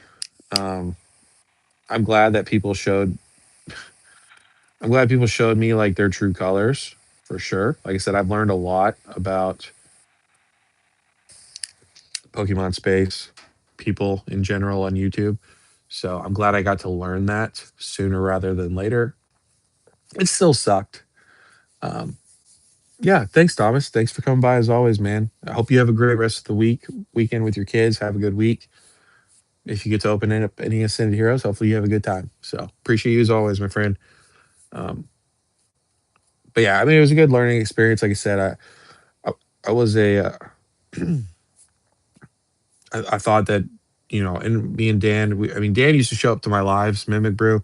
He was never on the lives, but he would show up in the, like you are doing, and be very friendly and talked about doing a live with me in the future and stuff like that. And then just like that flick of a switch came after me super hard. And, um, but I'd rather learn those lessons, so, um, yeah, like this year, I'm keeping my opinions to myself. I've talked about some YouTubers. There's somebody who's making content, new upcoming YouTuber who's got some supporting from some bigger content creators. At first, I really liked their content. Now they're definitely like they're talking about Pokemon is an asset class. Pokemon is super mainstream. It's above mainstream. Where this is not a bull run.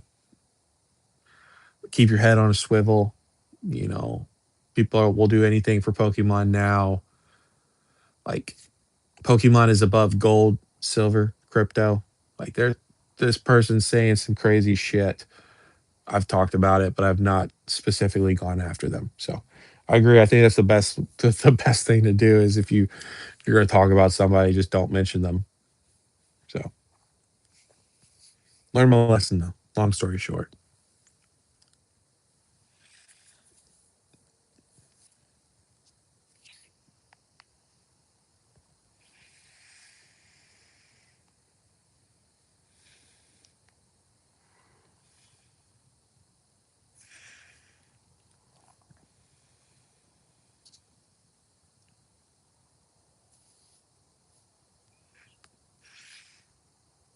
When did you start following me, Whack? Do you remember? Because I feel like Was it during the drama though?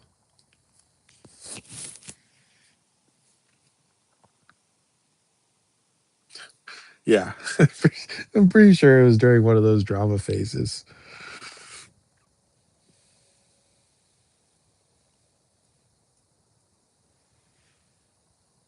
Oh, just before. Gotcha. Yeah. Yeah. I mean, it's fun. It's fun to make the drama, you know, but then people say they don't like you for it. So,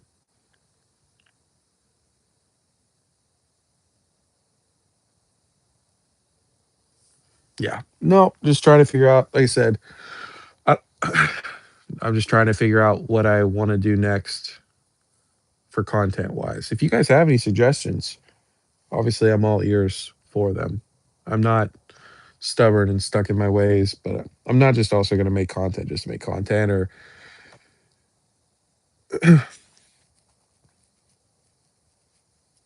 investing content when I don't necessarily believe in it. Also, the is investing content super saturated. So,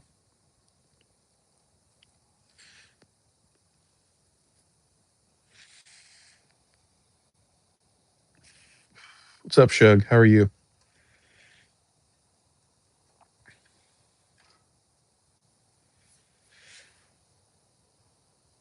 Yeah, Shug Split's been in here pretty much the whole entire live. He got the whole backstory and everything.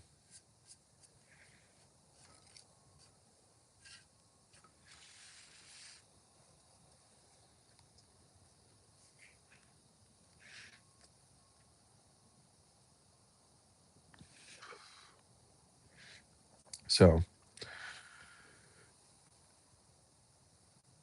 Shug, you got any advice for content?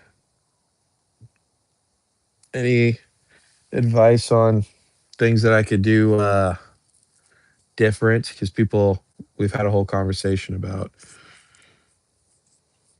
my dying on the hill over MSRP and the bear market. And people want me to talk about investing. I don't really feel like talking about investing. So if you're even in here, sometimes Shug likes to just come in, say hi, and then leave.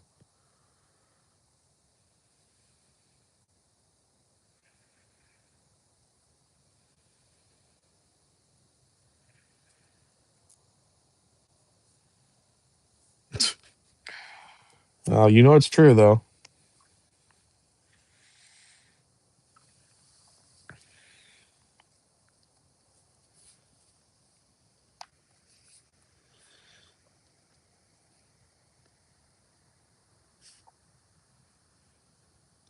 Oh yeah, Shug Split. He wants that fire red leaf green Japanese uh box suitcase you guys are getting.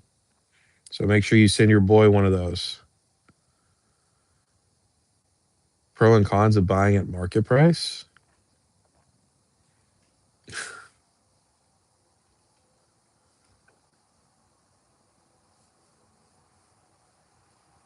What do you mean on how much time I have?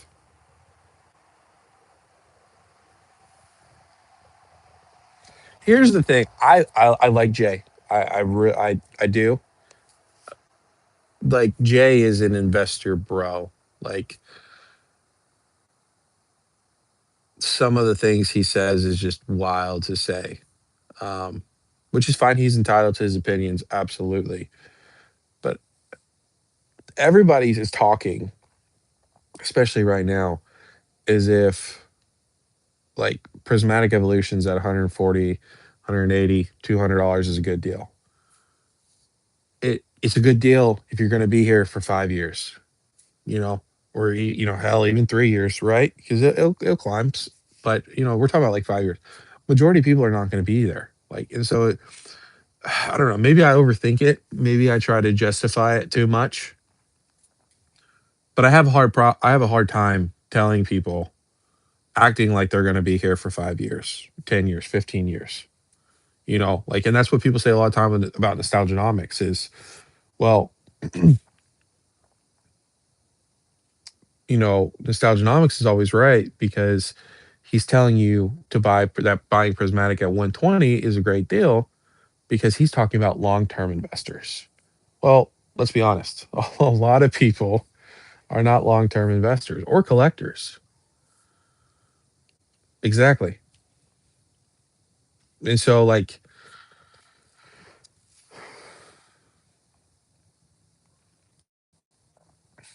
that's the thing is like when I look at Suge's content, because I was working during the nights and I went back into, Suge's content and sh- he's like Suge is very selective. And Split's the same way too. They're very selective. Like they don't just make content to make content. Um they they may not make content for a couple weeks and it's like, do I want to do that though? Is that what you guys want from me? Or do you guys want me to continue to grow in order to, grow the community, grow the space, be able to get to 1,000, make money, do giveaways, like all these things go on inside my head. But I also don't want to change who I am and what I believe in for the quick views. Because I can totally switch it up. I can totally go and say, "Hey guys, I'm an investor, bro," even though I'm not, and everything's a great play right now. But I'm lying because I'm not doing that.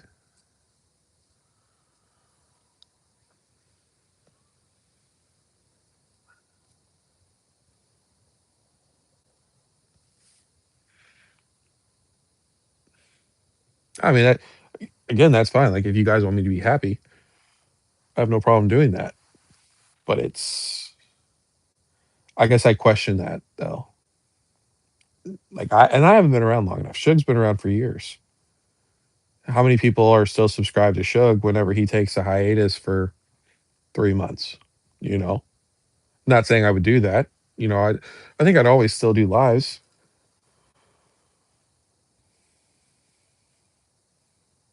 Exactly. Yeah. Like I can't do that either. Like it's not something that I want to do. Let's be honest. Like it. It's very easy to just talk about anything with Pokemon, but it's hard at the same time, especially if it's not something that you care about or passionate about. Not about Pokemon, but like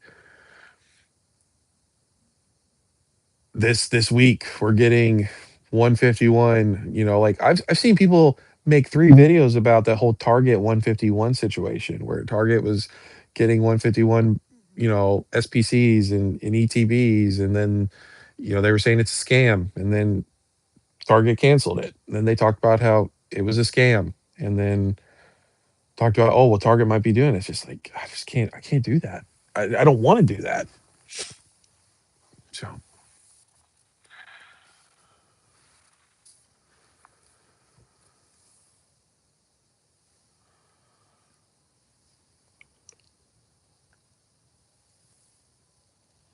exactly, exactly.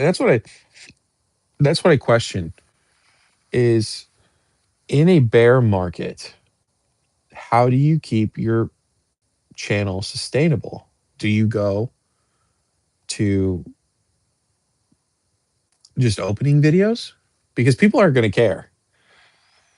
People aren't going to care about what to invest into when the market's not growing. They might care about singles. Maybe singles will be the thing, or graded cards, of course, will continue to always be a thing. But like people talk about all the time, like with Mitch. And again, I'm not hating on Mitch at all, but Mitch is kind of like the godfather of Pokemon Center live drops, and he's obtained an amazing subscriber base and community because he's helped people get Pokemon Center drops out of the same thing that any of us could do. We just don't have the time available. But again, are people going to give a shit about Pokemon Center drops when it's sitting on the Pokemon Center website for weeks and months at a time? I don't know. I don't know.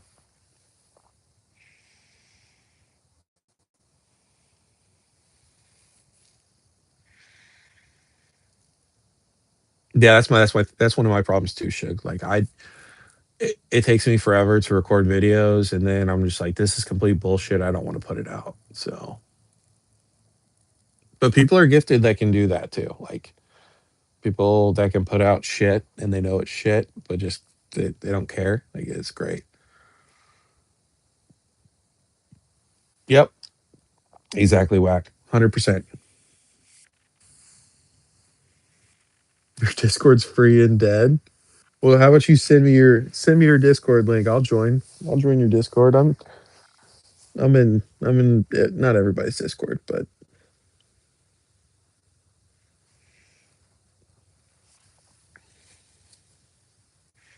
I don't know.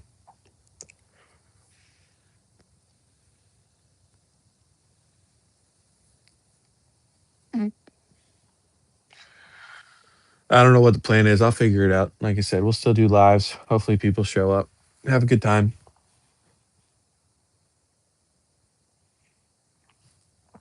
But, you know, I appreciate you split coming in and talking. Shug, I appreciate you showing up every now and then and let me bounce some things off of you. It's always good. I know I'm probably not the funnest person to talk to, but yeah, yeah, I agree. I agree.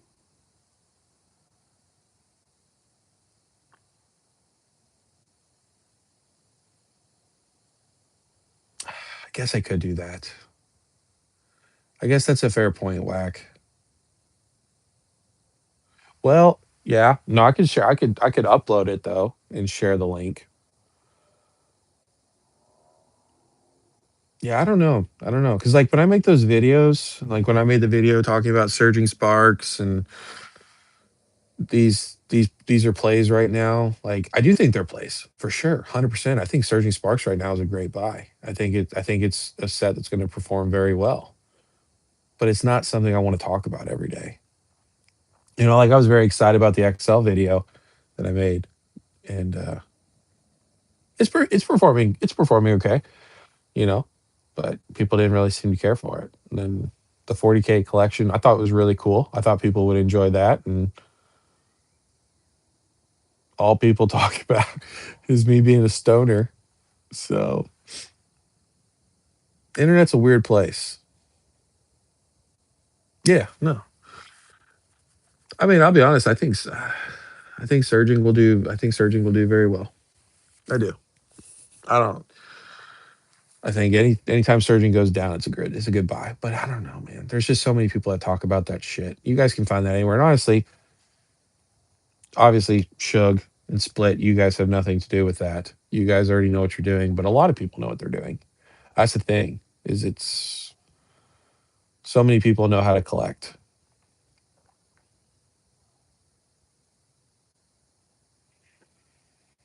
PokeTube Weekly. Yeah, I did that one time. It did pretty good, but I'll be honest though, Shug, I've stopped watching a lot of people. Like I'm subscribed to you. I've also unsubscribed from a ton of people. I cleared out a ton of my Pokemon content creators that I watch.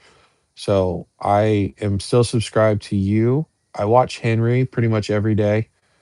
Um, and I watch PokePlumber, not every all of his videos, but I'll click on him and see what he's got to talk about and then make a decision there. But other than that, unless unless you upload something, that's about it. Like I don't watch Kyra. I don't watch Shinyvert. I don't watch Pokey anymore. Like it's not that I'm burnt out. I just don't care to hear these people's opinions, and so it'd be a little bit challenging. I mean, I guess I could talk about what happened during the week, um, but I've most of the time I've covered that. Yeah, but I mean, and that's the thing though is like you have no idea what you're doing, but it's clearly worked. You know, like I'd be so happy, and I'm very grateful. I'm absolutely grateful to have 511, 512, 500 subscribers. But like, I knew that I wasn't going to be happy with that because even though 500 is awesome, the memberships and stuff had nothing. It was not appeasing to me at all because I didn't want to charge people or have people pay money to me. Like the thousand was the goal. So and then you climb a little bit and then you go down. Like I've lost 5 subscribers in the last 24 hours. I have no idea why, but just have. So it's like I gain five, then I lose five. So it's like a never ending rat race. Um, yeah, YouTube's difficult. I mean, it's great that people have friendships for sure. Like Shug, you with Henry, and a lot of people. You're really close with them, and of course, Split seems like you're good buddies with Merc, and Shug. Those are all great. I guess I'm trying to figure out,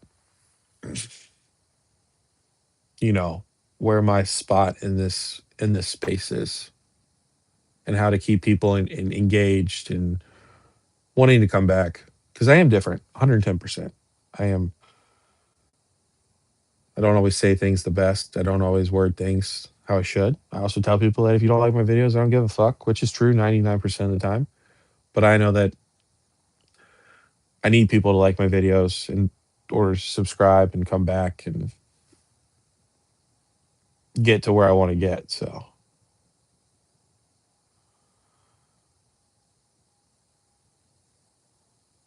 Henry does what a lot. Henry does everything.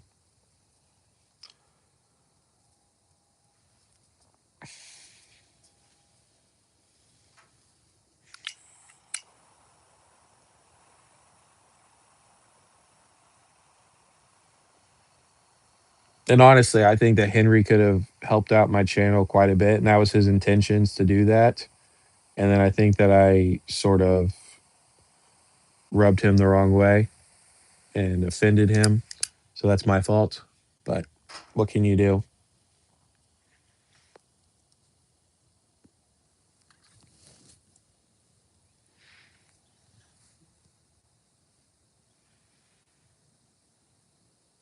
What is that red little thing that you keep putting? What's that supposed to mean?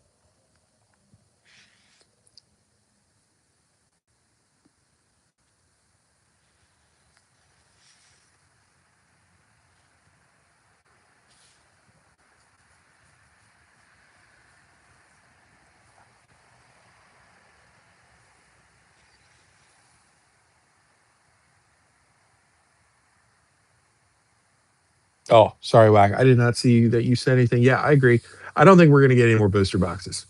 I don't even know if we're going to get any more bundles. I think Surging Sparks is done. I really, truly do. Prismatic's really interesting because 151, it seems like they keep printing it to an extent, and it's not technically out of the reprint window, but it feels like they've been printing it forever. Um, they got to move on. They got to move on. We got to get some Destined Rivals in here. I don't Twilight. I think Twilight's done. Journey Together. Who knows what's going to happen with Journey Together? So yeah, I don't know. I think it's gonna be Destined Rivals. Hopefully some black and white because I love black and white. I need to get a Japanese box of black and white. That probably needs to be my next thing. I need to go ahead and get a Japanese box of black and white. Mega Dream, by the way, $74 on eBay. Pretty good buy. Pretty good buy. I know some people are selling it for more than that, so I need to probably pick that up too. There's a bunch of things I need to pick up, but yeah, they're got to get over Prismatic. We got to move on. I don't have any Costco, so I'm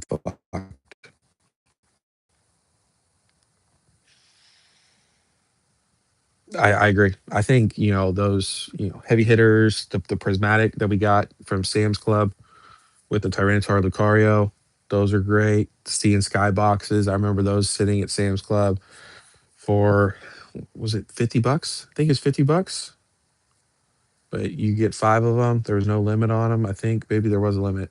There was a limit at first, and then there wasn't. Um, those went to $200.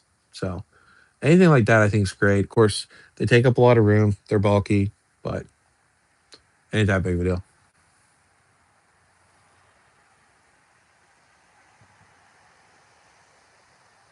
It'll change. It'll change. We've seen this before. You know that. We've seen this before with the last bull run we had. Walmart's, Targets, places stopped carrying Pokemon. Everything cooled off. Everything calmed down. Shelves started getting flooded. Product was available. It's it's unfortunate for sure, but I wonder if we'll see a world where product is going to be rarer to find actually in stores. If we're going to go to online slash vending machines.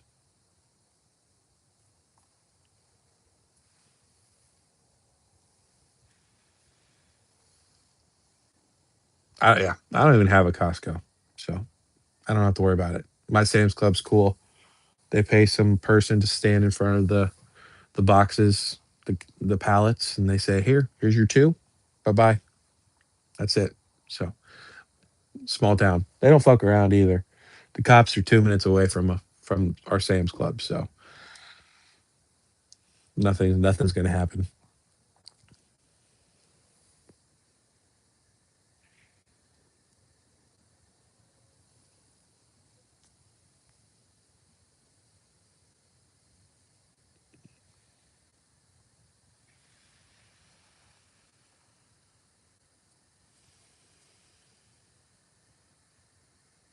Oh, really? Okay.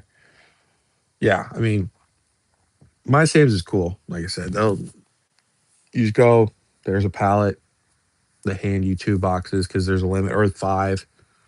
Um, you check out, you get out, you leave. So some people try to double dip, but they don't let you double dip. I don't know how they keep track of it all, but I've been very impressed with Sam's. Like I said, I haven't been to a Costco, unfortunately, because Costco seems to get the better stuff.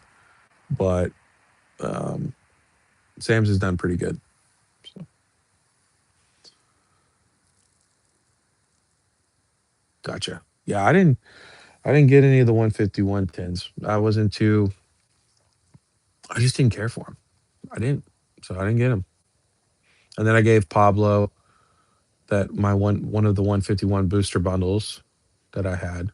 So he's up on that quite a bit. And then I gave Blood in the giveaway. Gave Blood one of those too. So yeah, like I said, I don't know much about Costco. I know you hit pretty good at Costco. You and an Ep seem to hit pretty good at Costco. So if you ever want to sell those Charizards, uh, we can work a deal out because I need to get probably at least three more.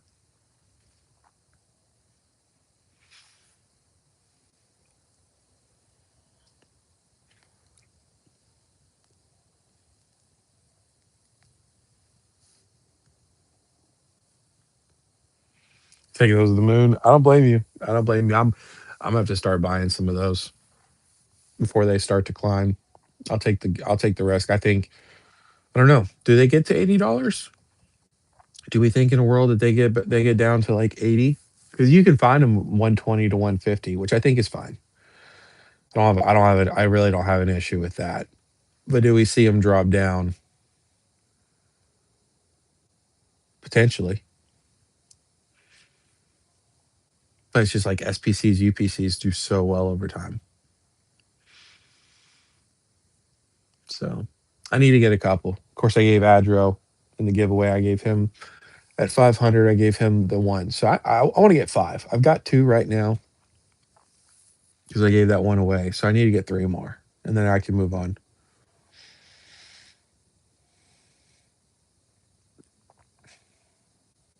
Yeah, we'll see.